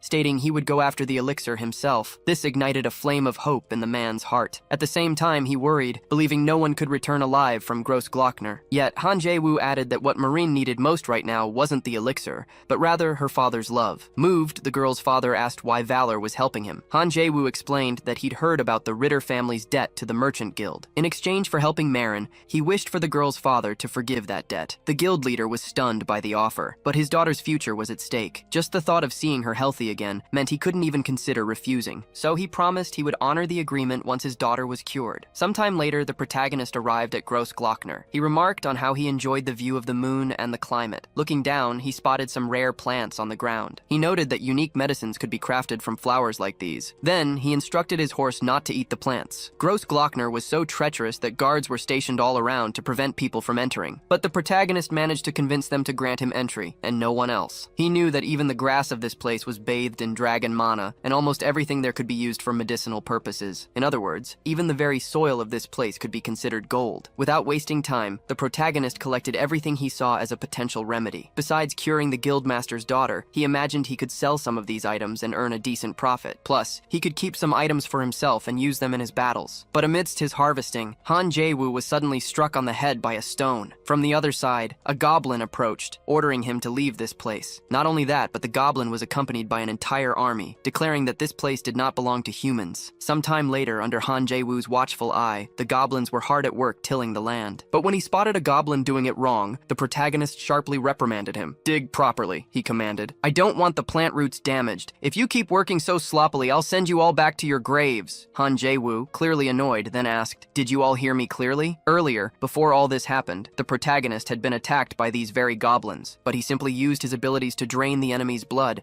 effortlessly defeating them all with a single strike. Even in death, however, the goblins still had their uses. Han Jae-woo once again employed his skills, breathing life back into their corpses and swiftly creating an army of zombie goblins. This way, he wouldn't have to cultivate the plants all by himself. Back in the present, Han Jae-woo mused, "You really shouldn't have attacked when you had no chance of winning, Kururak, should you?" His servant, Kururak, humbly replied that the goblins had failed to recognize Han Jae-woo's true majesty, but thanked him for taking them in as servants. The protagonist chuckled, saying that he was the one who should be grateful, as the goblins were working so diligently. Changing the subject, he asked, "Who else lives in these canyons besides goblins?" Kururak quickly listed, "In this canyon, besides goblins, there are countless other monsters, werewolves, worms, giant centipedes, and many ogres too." Han Jae-woo noted that his new servant had memorized everything, proclaiming it a wise decision to keep him by his side. Kururak declared it an honor to serve him. Suddenly, the protagonist heard a voice coming from his ring. On the other end, Kubalt asked if he'd forgotten the ring was a communication channel. Han Jae-woo confirmed, "Yes, I did. What do you want to talk about?" The Demon King inquired, "How are things going in Gross Glockner?" Han Jae-woo replied, "The water's fine, the breeze is fresh, and the moonlight is beautiful." Kubalt mentioned that the city of Pluzin was also buzzing, preparing for the upcoming festival, and invited the protagonist to join if he had time. "But what I really wanted to say," Kubalt continued, "is that Valpurgis recently visited Ritter. Just as Valor had predicted,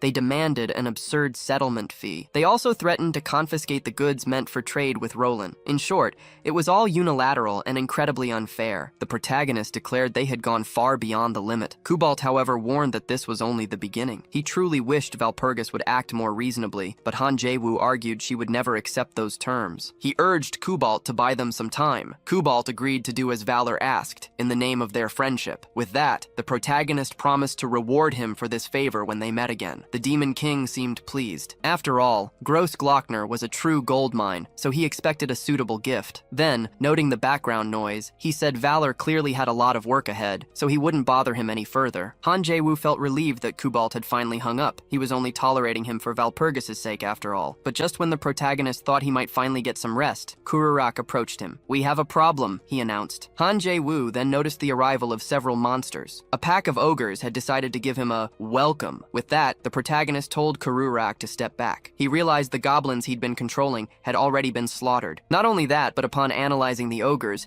he noted his blood absorption technique wouldn't work on them, and summoning the goblins again was out of the question. They were no match for ogres. Therefore, Han Jae-woo concluded he would have to get his hands dirty. He channeled his magical abilities and invoked Rublanya, one of the Empire's 12 legendary swords, also known as the unbreakable treasure of House Paltz. The ogre's demeanor immediately shifted at the sight of the blade. The protagonist declared, "They recognize my weapon, of course. Rublanya is known for illuminating the darkness after all." He even called Philip a fool for possessing such a thing and having no idea of its power. But now, properly equipped, the protagonist attacked. After striking the first ogre, Han Jae-woo closed in, attempting to encircle the others. He moved so swiftly that his enemies couldn't even follow his movements. He not only attacked unseen but also toyed with his opponents, and before the ogres could react, Han Jae-woo struck them down, giving them no room for a counterattack. Afterward, he mused that before the fight he wasn't sure if he could even use this technique, but now, seeing the results, he silently praised his own performance. Not only was he impressed, but his new servant also found his performance incredible. The protagonist merely stated that this was nothing compared to when he was at his peak. But then, just moments later, he was surprised. A creature suddenly attacked him, demanding, "What do you think you're doing?" Han Jae-woo wondered, where did that come from? But before he could even form a thought, the creature had him in its grasp. Enraged, it snarled, "I'm going to snap your neck." The protagonist finally came face to face with an enemy of equal power. Not only that, but his opponent immediately threw him away. Taking the hit, Han Jae-woo realized he wasn't dealing with just anyone. A single blow had reduced his life by 10%. The enemy remarked, "You're strong. Who are you?" Han Jae-woo shot back, "You should introduce yourself first." With a smirk, she claimed, "I am the master of Gross Glockner." Han Jae-woo's eyes widened. "The demon dragon?" he questioned. He hadn't expected her to look like this. Imagining something more akin to a classic dragon, the enemy stepped closer to Han Jae-woo. "There's something different about you," she mused. "Your life energy. It comes from another dimension." Kururak quickly stepped in front of Han Jae-woo, declaring, "I will protect my master." But the enemy snapped, "I've had enough of your arrogance and insolence. I'll kill you right here, right now." Han Jae-woo quickly interjected, "Hear me out first." The enemy had no intention of listening, so the protagonist declared, "If I die, you die too." That bold claim made her halt her attack. "What are you talking about?" she demanded. As she pressed him for an explanation,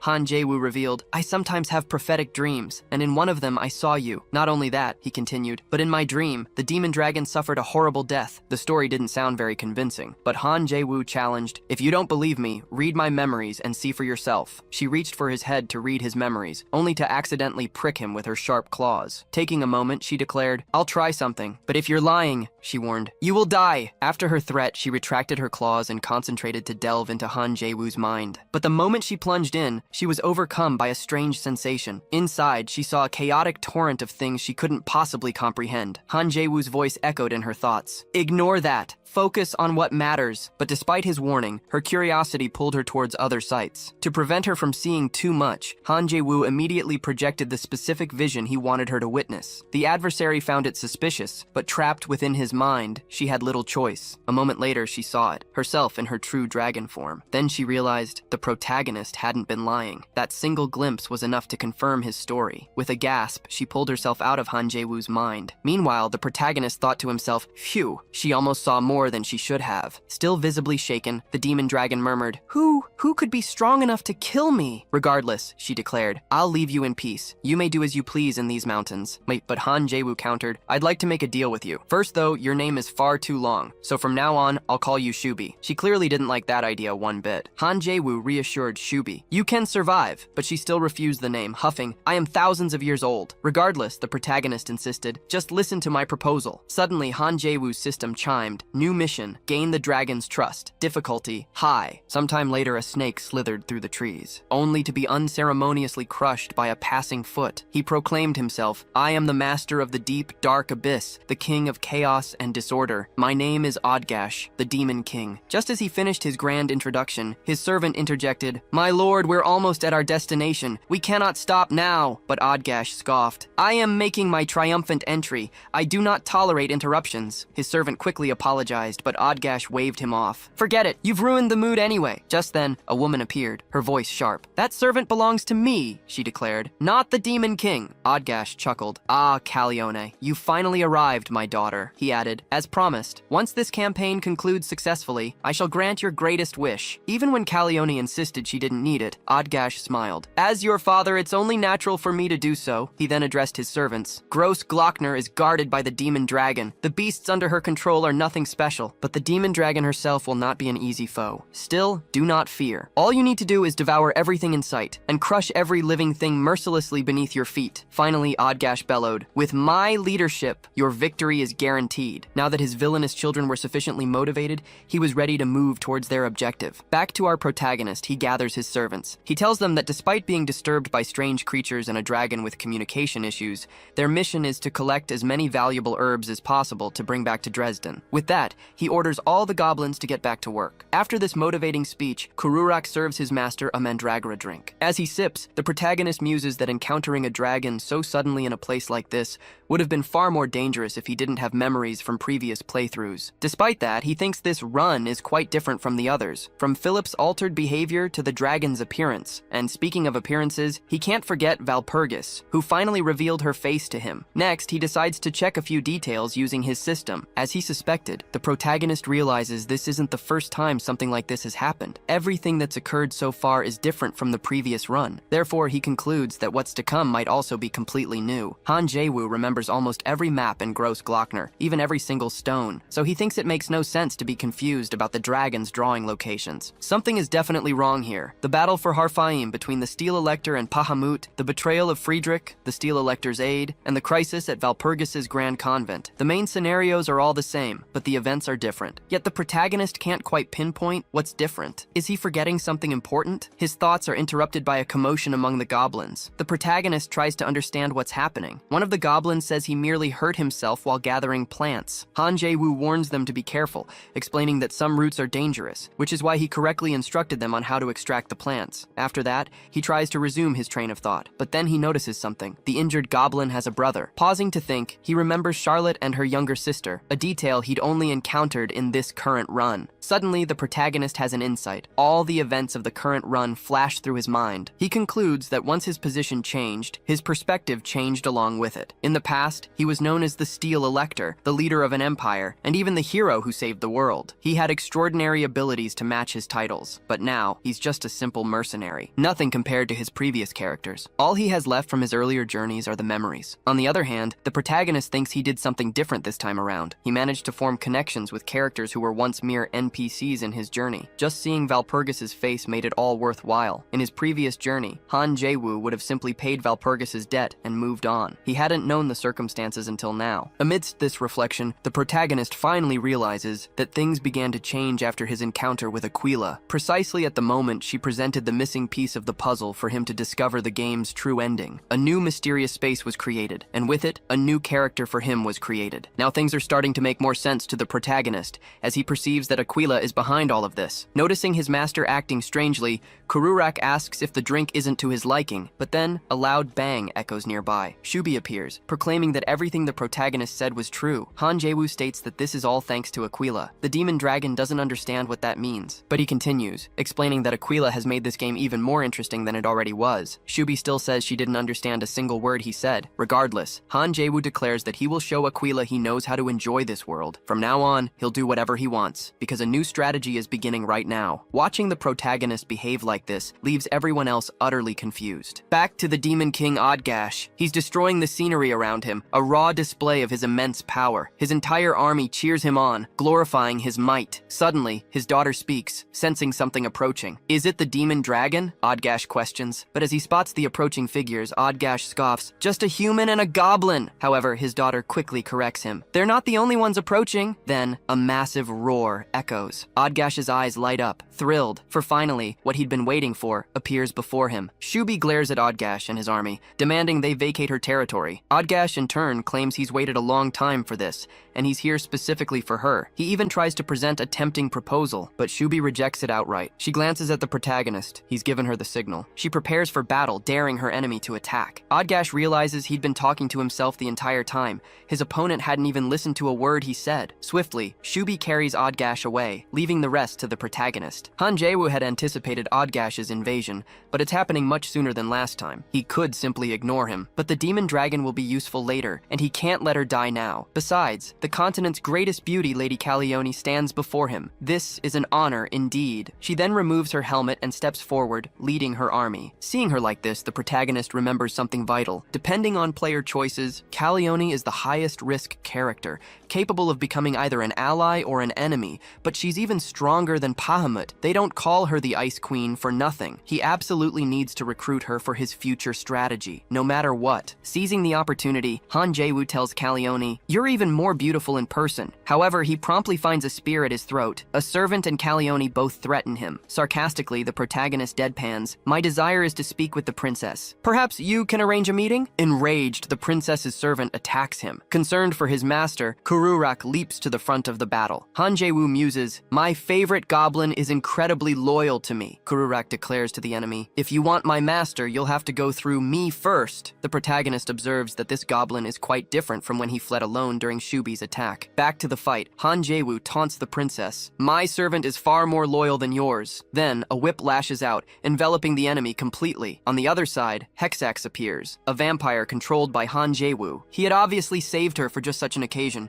and now he's unleashed his servant to fight this foe. But Hexax wasn't the only one summoned to fight the Dark Nun. Piffenheim has joined the battle too. She vows, "I'll cut down anyone who dares to attack my master." Calione realizes the protagonist is controlling vampires at his whim. On his side, a vast army of the reborn stands ready. On hers, a multitude of monsters. The princess acknowledges her adversary possesses a powerful network of allies. However, she counters, "Beside me stands a legion of demons, loyal to Lord Odgash." Addressing all her troops, Calione commands, "Attack the enemy! Leave no one alive!" With her command, Calione's forces charge, and from the protagonist's side, his reborn servants surge forward as well. The masters themselves don't stay out of the fray, and immediately, they clash. Calione manages to push the protagonist back. She declares that not just anyone can block her attacks, placing him above Bahamut himself. Han Jae-woo admits that having his strength recognized by the princess is an honor, but he expresses regret that she's loyal to Odgash, adding that if her true father knew, he'd weep tears of blood. The protagonist knows she is Lady Calione Raminia Kaimars, the only daughter of the former level 1 demon lord, Kaimars. Calione in turn asks, "What else do you know?" The protagonist starts to laugh, prompting her to demand, "Why are you laughing?" Han Jae-woo finds it amusing that she's become so ignorant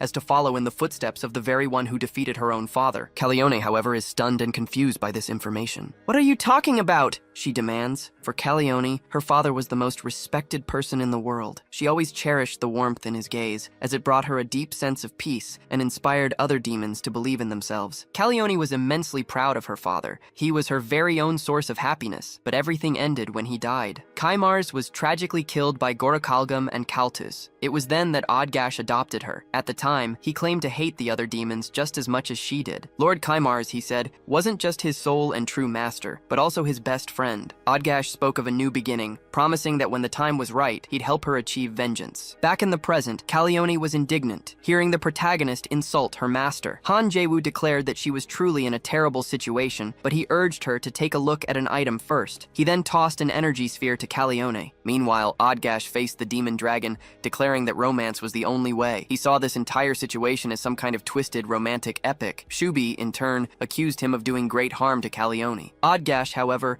retorted that he wasn't the one who killed Kaimars. Gorokalgam and Kaltus were the true culprits. But Shubi scoffed, refusing to believe his excuses, because she knew the real story. Odgash called his adversary persistent, but then conceded, "You're right. After all, there's no way those two idiots could have killed Kaimars." With that, he finally admitted his true actions. He confessed that when those two discovered he knew Kaimar's only weakness, they practically drooled at the opportunity. Little did Odgash know that Calione was listening to every word. The sphere the protagonist had thrown her was, in fact, an image transmitter. Confronted with the truth, Calione went into shock. Ever since losing her father, she had regarded Odgash as her paternal figure. The protagonist realized his plan was working. Earlier, Han Jae-woo had coordinated everything with Shubi, and the magical projector had come from her. He'd asked Shubi to use it during the battle, wanting Odgash Odgash to confess everything he'd done while fighting her. Shubi hadn't understood why, but Han Jae-woo insisted it was crucial for the plan. Back in the present, Caleone had stopped fighting, deep in thought about what she'd just heard. The protagonist mused that Shubi had done exactly as agreed, which was why the plan worked. Now the rest was up to him. Crying, Caleone uttered that everything she believed to be true was nothing more than an act by Odgash. She remembered that Odgash had always been by her side since childhood. Amidst this, Hexax announced that her work was done. The protagonist simply told her to hold her position. Defeated, Caleone confessed she never imagined she'd obeyed her true enemy for 50 years. She was utterly devastated by the revelation. The protagonist then suggested that instead of lamenting,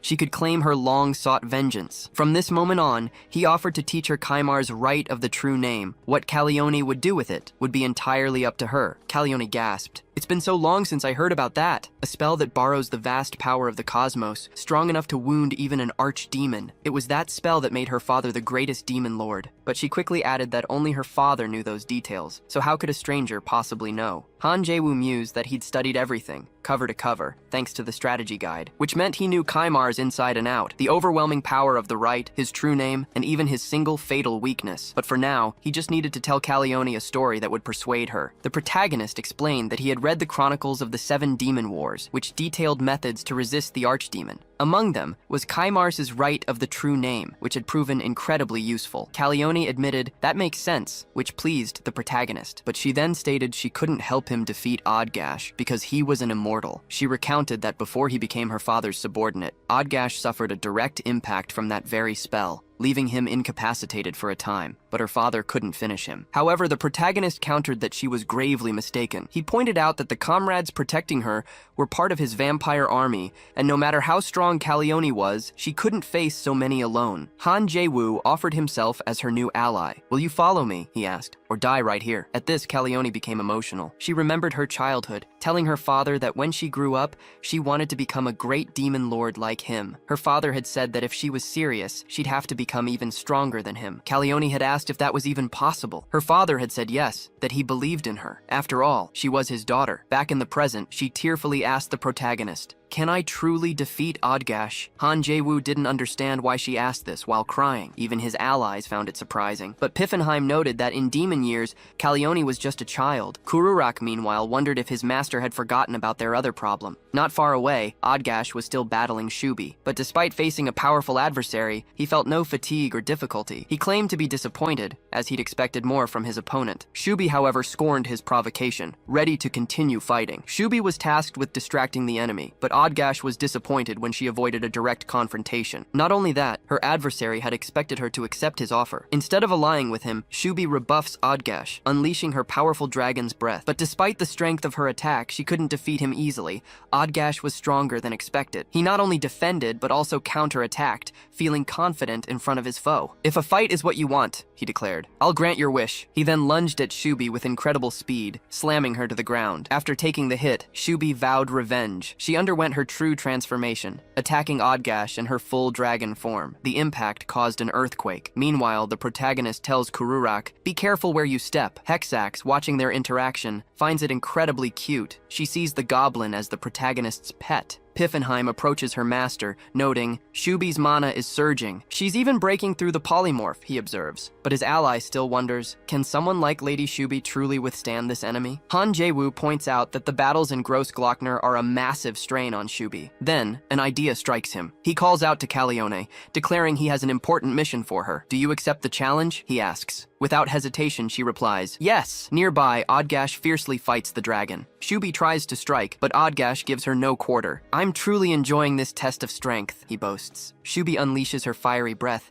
yet Odgash effortlessly defends himself. Realizing this, Shubi intensifies her attacks, finally landing a powerful blow and causing significant damage. But Odgash claims it's still not enough to defeat him, demanding more to satisfy his battle lust. Shubi calls her adversary arrogant, asserting she isn't even using her full power. "If I were," she warns, "a planetary collapse would be nothing compared to my attacks." Odgash remains unfazed. He, in turn, states he also has tricks up his sleeve. With his axe, he strikes Shubi. The blow is so powerful it sends her flying, causing massive devastation to the landscape. Afterwards, Odgash declares, "I didn't expect a demon dragon to be so pathetic. I never expected to defeat her this easily." After that crushing blow, Shubi reverted to her weaker form. Odgash approaches, revealing, "I've discovered the reason for your weakness, Shubi. You're trapped in this very place. I'm curious why." But instead of answering, Shubi scorns her enemy. Odgash concedes, "You're unyielding to the very end. But now, you'll meet your end." However, before Odgash can strike Shubi, the protagonist appears, stopping him dead in his tracks and striking Odgash. Shubi sighs in relief that he finally appeared, but adds, "You're late." Han Jae-woo retorts, "You look awful," a comment Shubi certainly doesn't appreciate. Odgash rises, and seeing the protagonist demands,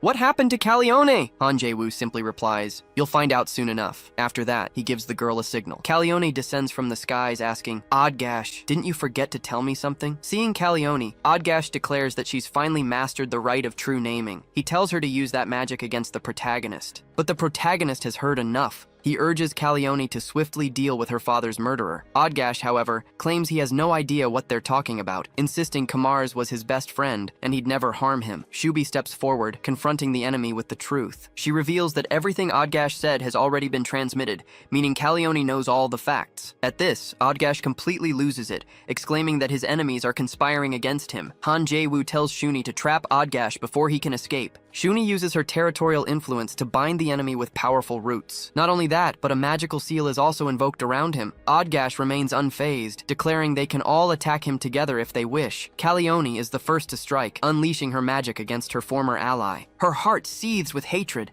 and she pours all her rage into the assault. Odgash takes the full brunt of the magical onslaught. Afterward, Calione feels utterly drained, having poured so much energy into that one attack. The enemy, however, is in far worse shape, having taken the full force impact. Remembering her father, Calione starts to get emotional again, but she barely has time for it. The enemy is already getting back up, catching her completely by surprise. The protagonist decides to attack, refusing to let Calione remain the enemy's target. Odgash, however, absolutely hates being wounded by a human, but his rage doesn't help him much. After capturing the enemy's attention, Han Jae-woo uses Odgash's own horn as a weapon against him. He declares this is the only way to kill an immortal, by using a part of the target's own body against them. With this precise, devastating blow, he finally defeats the enemy. Immediately, his system alerts him to the rewards he's earned from this victory. Meanwhile, Shubi casts healing magic on Calione. She tells her that she barely survived, having expended too much mana on her attack, but at least the enemy has been defeated. Now that it's all over, Calione isn't sure what to do with her life. However, the protagonist invites her to join his party. With that, Calione realizes she's finally found a place to belong after all. A short while later, Marin, the guild leader's daughter, is awake. She complains that the medicine is incredibly bitter, but her father insists she must drink it anyway. After all, Lord Valor and his companions risked their lives to bring it from so far away. Marin asks if, once she drinks it all, her father will grant her wish. Her father says yes. Meanwhile, the protagonist asks about their agreement, but the guild leader tells them to discuss business where his daughter can't hear. In private, the protagonist asks if the guild leader has resolved the debt issue. The guild leader replies that there's strong opposition from the debtors. "Why are they making such a fuss?" the protagonist asks. The guild leader explains it's likely because of the Elector of Saxony. Previously, the Elector met with the guild master, stating that the debtors were VIP clients who spent a lot of money with him, and thus he didn't agree with their arrangement. He also mentioned that both their guilds had been allies for some time. So if the merchant simply arranged a meeting for the Elector of Saxony, he promised he could turn the situation around. Han Jae-woo realizes they're causing all this commotion because they fear the merchant's connection to Saxony will disappear if the debt is settled. To the protagonist, it's no wonder those bastards from Lighter were acting so recklessly. If it had just been a confrontation between the Emperor and the House of Bayern, it would have been a balanced fight. But including the Elector of Saxony in this makes the situation much, much worse. He then understands it's no wonder Valpurgis is so worried and tries to think of a solution to help her. Seeing the protagonist's concern, the merchant suggests trying another alternative for this deadlock. However, Han Jae-woo presses the merchant asking, "Are you good at negotiations?" Elsewhere, at a noble's estate, he receives the news that Saxony intends to side against them. The noble laments that if his family had recognized the debt transfer, they would have extended the payment deadline. "But now," he cries, "we don't even have that." The messenger states that from their end, there was nothing more they could do. So, the noble instructs his servant to go to the capital immediately, even if he has to grab onto the emperor's coattails. He affirms that he must resolve this matter by any means necessary, and return with everything settled. At another point, the protagonist's system alerts him that his summon undead skill proficiency has increased. Now, he can summon his allies both day and night. To test this, the protagonist calls for Piffenheim. Immediately, she appears in broad daylight without any issues. Han Jae-woo declares that she and the other vampires have now become true daywalkers. Therefore, he assigns her a special mission. The protagonist reveals a document instructing his ally to deliver it to a man named Reeb Saltz. He emphasizes that this document is special,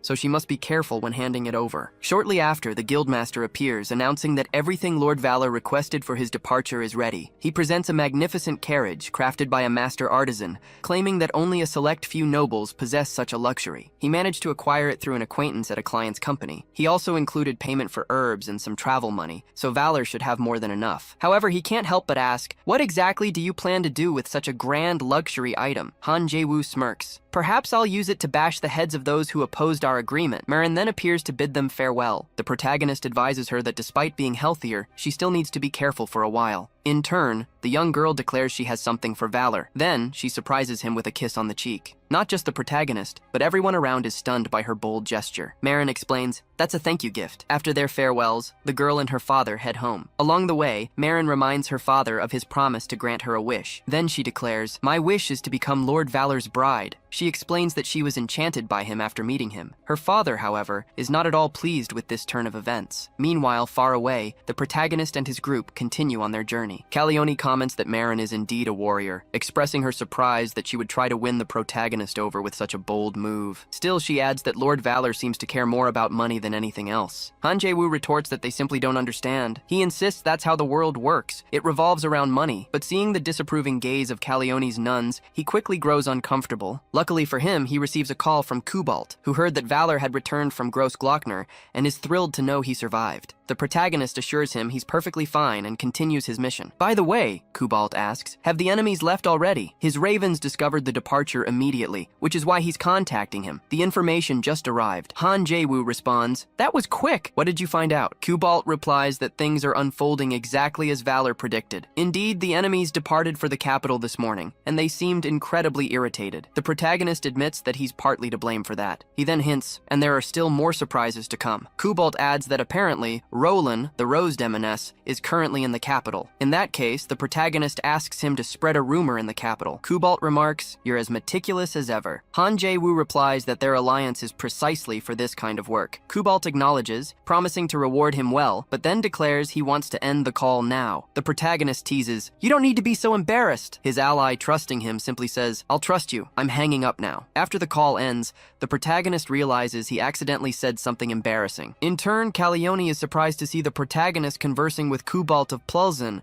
noting that his connections are far wider than she had imagined. Speaking of which, the protagonist declares he has an idea. Embarrassed, Calione asks, "Why are you looking at me like that?" Han Jae-woo reassures her, simply stating that she needs to do something for the good of the team. Sometime later, in Vienna, the capital of the empire, people stroll through the streets chattering about recent rumors. Kaimar's daughter is said to be visiting the city. The news that Odgash killed her father, only to die by her hands, is also being discussed. The gossips even claim Kaimar's daughter used her family's secret technique against the enemy. What's more, the rumors all agree her beauty is absolutely stunning. Amidst this buzz, the protagonist's carriage arrives, and everyone immediately assumes it's Kaimar's daughter. Embarrassed, Calione asks the protagonist, "Is this really necessary?" He replies with a firm yes. He claims Calione's face is a strategic weapon. Calione counters that the only weapons she knows are swords and battle axes. But he scolds her. Someone in such a beautiful dress shouldn't say such crude things. The girl admits she doesn't like being the center of attention and feels incredibly uncomfortable with so many people waiting for her. Not to mention, she doesn't even know how to behave formally. Han Jae-woo assures her, "It's easy. Just keep one hand gracefully resting on your cheek and the other hand gently placed over your folded knees. Along with that, you just need to put on the most enchanting expression you can muster. Do that and you'll be fine." Irritated, Calione retorts that the protagonist knows perfectly well she's a commander, a leader of an army. She usually wears battle armor, not dresses. "Doing what you're asking will utterly destroy my reputation as a commander, she exclaims. However,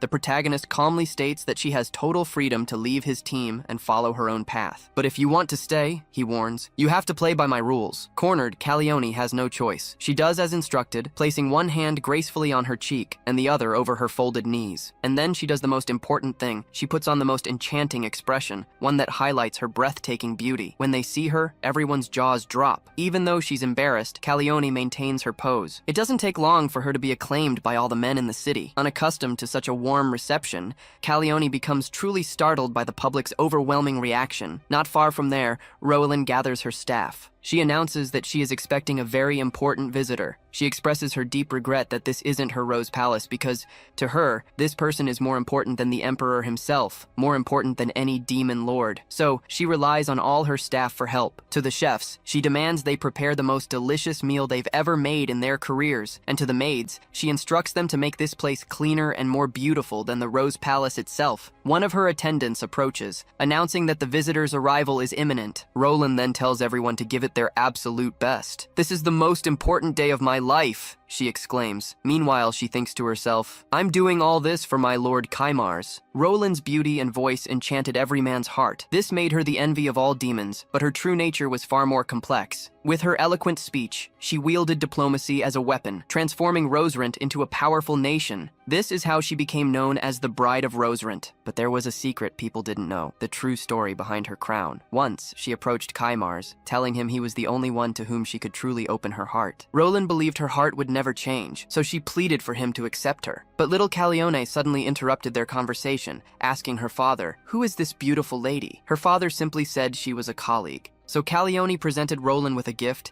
explaining that she'd made it with her Uncle Odgash. "Since you're so pretty," Calione added, "I'll give you the best cookies I made." That's when Roland understood Kaimars's refusal. His heart was already taken by someone else. Afterwards, she approached Princess Calione, asking if, one day, she might ask the girl to choose a name for a castle of her own. "It would be a true honor if Lady Calione chose the name for my castle." Inspired by Roland's radiant beauty, the princess suggested the name, the Palace of Roses. Roland loved the name, and true to her word, later built a magnificent castle bearing the princess's suggestion. Back in the present, Roland and Calione finally reunited. "Since Lord Kaimars is no longer with us," she began, "I made it my priority to see his only blood relative, his daughter," and with that, she gracefully knelt before the princess. Calione was clearly impressed by the elaborate reception prepared for her. "Oh, if only we were at the Palace of Roses," Roland lamented. "I could have offered a far more splendid meal," but Calione assured her that what stood before her was more than enough. Roland also offered her gratitude to Lord Valor for bringing back the princess, the one everyone believed to be dead. "I've heard from Count Nider Bayern," she continued, "that Valor always overcomes difficulties in the most unusual ways." She even mentioned a peculiar connection between them, but the protagonist quickly steered the conversation to other matters. Roland sighed regretfully. "I do enjoy a good love story, but since you insist," she conceded, "we can certainly begin discussing business." The protagonist revealed the true reason for his visit, to deliver a message from Philip, the Elector of Steel. Roland felt a wave of relief knowing Philip was alive, but immediately asked, "Can I see him in person?" Han Jae-woo shook his head. "Unfortunately, that won't be possible. Philip is not in a condition to receive visitors right now." "In that case," Roland said, "let's get straight to the point." The protagonist relayed Philip's message. He cannot act publicly at this time. Therefore, he has appointed Valorstead Valor as his proxy, with full powers, and he requests your aid, Roland,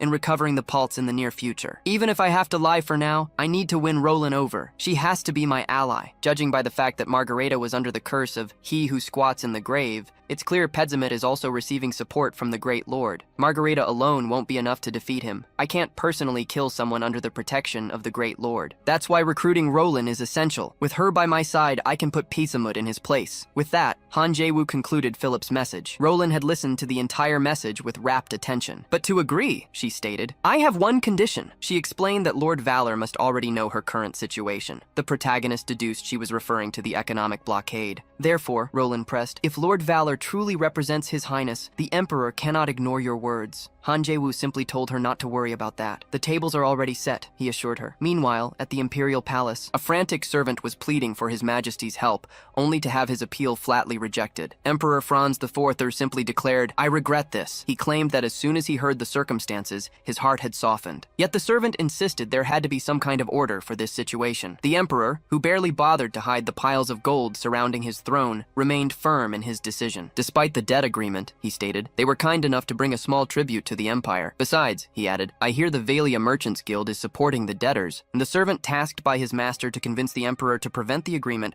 now found himself utterly lost. He would have to face his master and admit he had failed. Just then, one of the emperor's soldiers appeared. "Lord Valor has just arrived, your majesty." The emperor immediately authorized his entrance. As he stepped into the palace, the protagonist declared, "It's a great honor to stand before your majesty." Introducing himself as Valorstead Valor, he stated he was at the empire's service. "I was expecting you," the emperor said, "and pay no mind to this man here. He's merely a messenger boy," he dismissed. Still, the protagonist requested to speak with the emperor alone. Reluctantly, his majesty agreed. The noble's envoy was immediately escorted from the palace, but instead of leaving with dignity, he pleaded for the emperor to reconsider. It was no use. To make matters worse, as the man was dragged away, the protagonist smiled, waving goodbye. This left the young man absolutely seething with indignation. Far from the capital in Odgash's castle, the demons, defeated in battle, recounted their tale to Odgash's furious daughter. She was absolutely furious. She reminded them she had asked to go along. "If I had been there," she seethed, "I would have handled things far better than Calione." Amidst her rage, a servant appeared with urgent news, but she was far too angry to listen. "Your ladyship," the servant pressed, "the emperor has just decreed an economic blockade on our region." She looked confused. Diplomatic matters weren't her strong suit. The servant, worried about her reaction, also seemed a bit confused. "What does that really mean?" she finally asked. Back to our protagonist,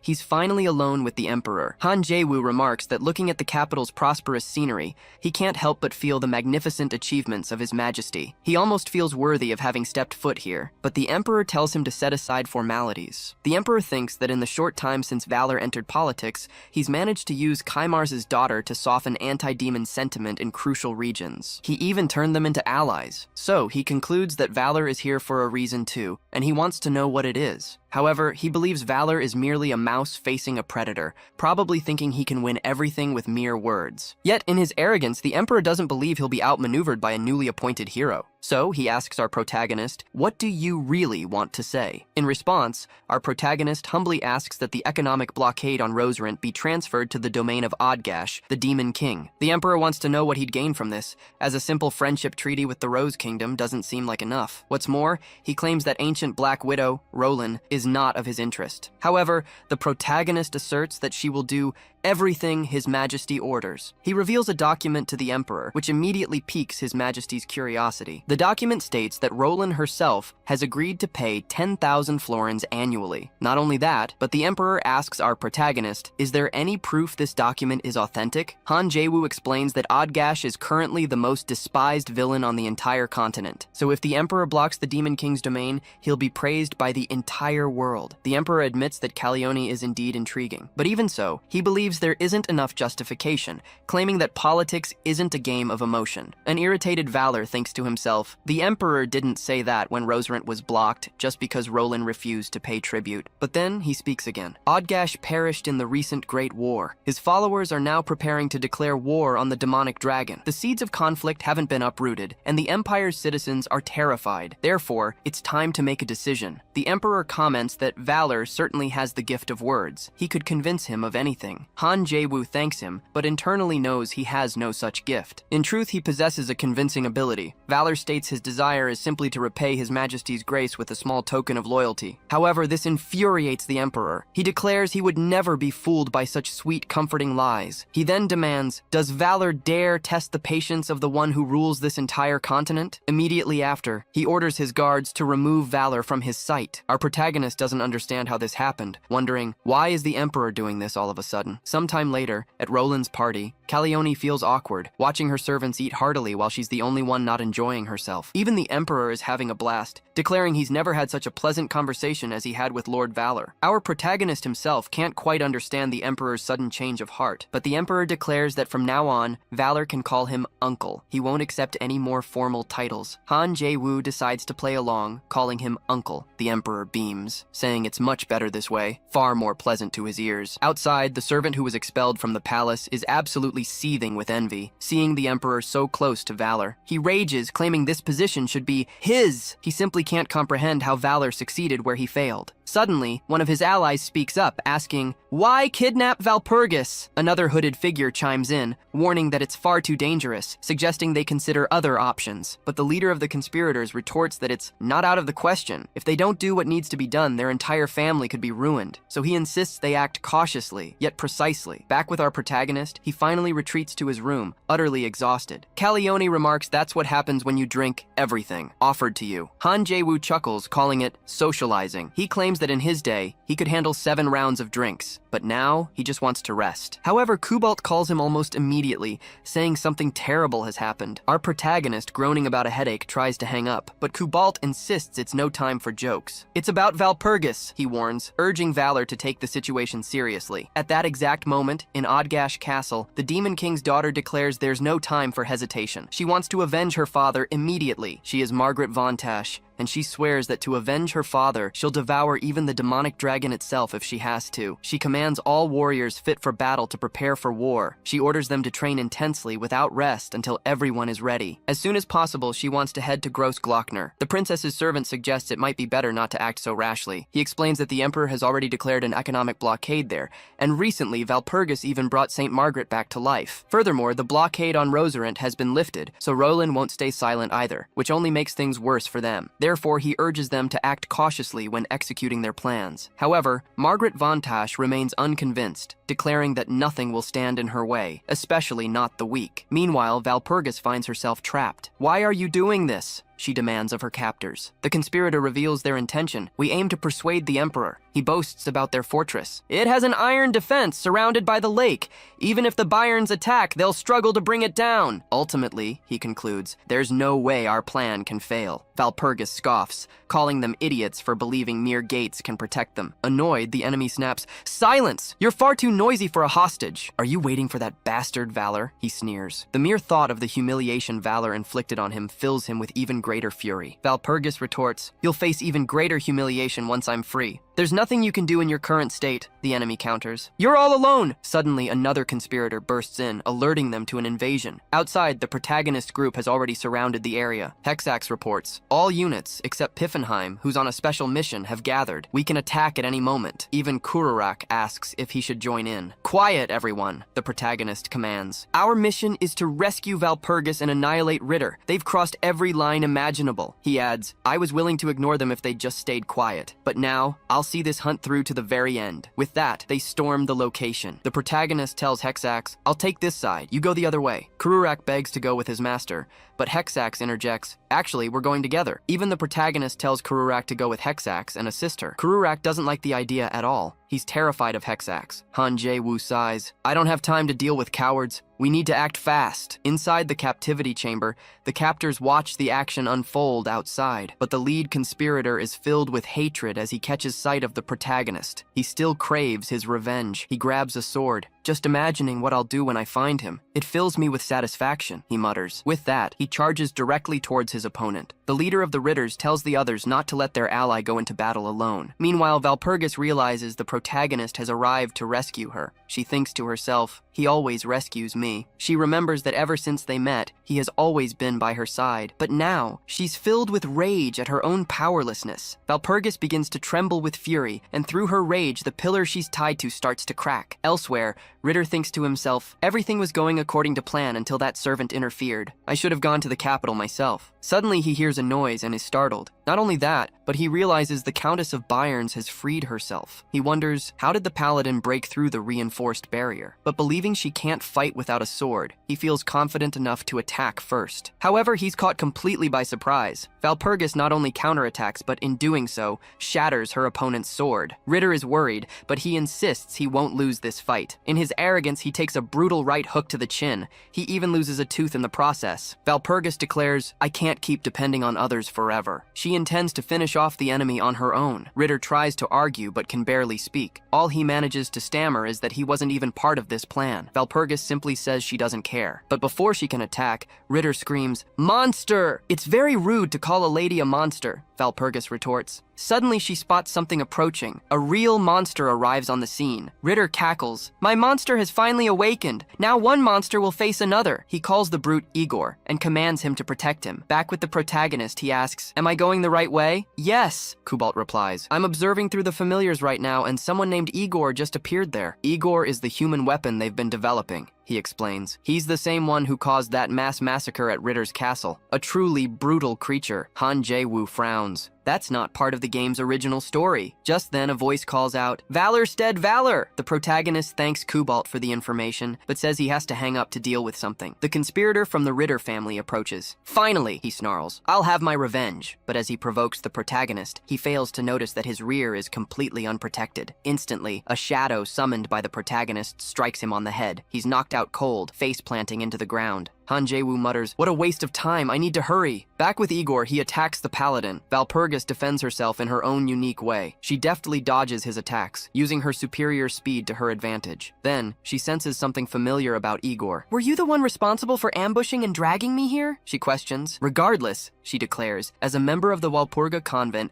I cannot let my guard down." Following this, Igor becomes even more enraged than before. Valpurgis doesn't understand this sudden change in his behavior. Ritter explains, "The paladin spoke the forbidden word." "Igor hates the Walpurga convent," he shouts. Now the Countess's problems have only gotten worse. At another moment, Margaret Vontash complained about the food and the camp. Her servant explained that their finances were in dire straits and would only improve if they rescued Lord Vontash. Things were so bad, they'd even had to sell their castle due to the economic blockade. Margaret asked about the army, and her servant reported they'd received partial pay and full medical treatment, but she retorted that they shouldn't be doing anything but training, despite her servant's plea for their medical needs. She claimed it was only because her father had spoiled all his servants. The servant murmured that things were better when Lord Odgash was around, until an irritated Margaret ordered him to serve her a real piece of meat. The story then flashes back to a young Igor, trying to join the Valpurga convent. One of the nuns told him that they proved their faith through physical endurance, and looking at the boy, she thought he could barely lift a weight, let alone exercise. Though she admired his dedication, his lack of strength was an obstacle, not to mention the fact that they only accepted women. It was, after all, a convent. Igor carries that resentment to this very day. Back in the present, he attacked Valpurga solely because she had mentioned his childhood trauma. Ritter burst out laughing, claiming that no one could stop Igor when he got angry. But then,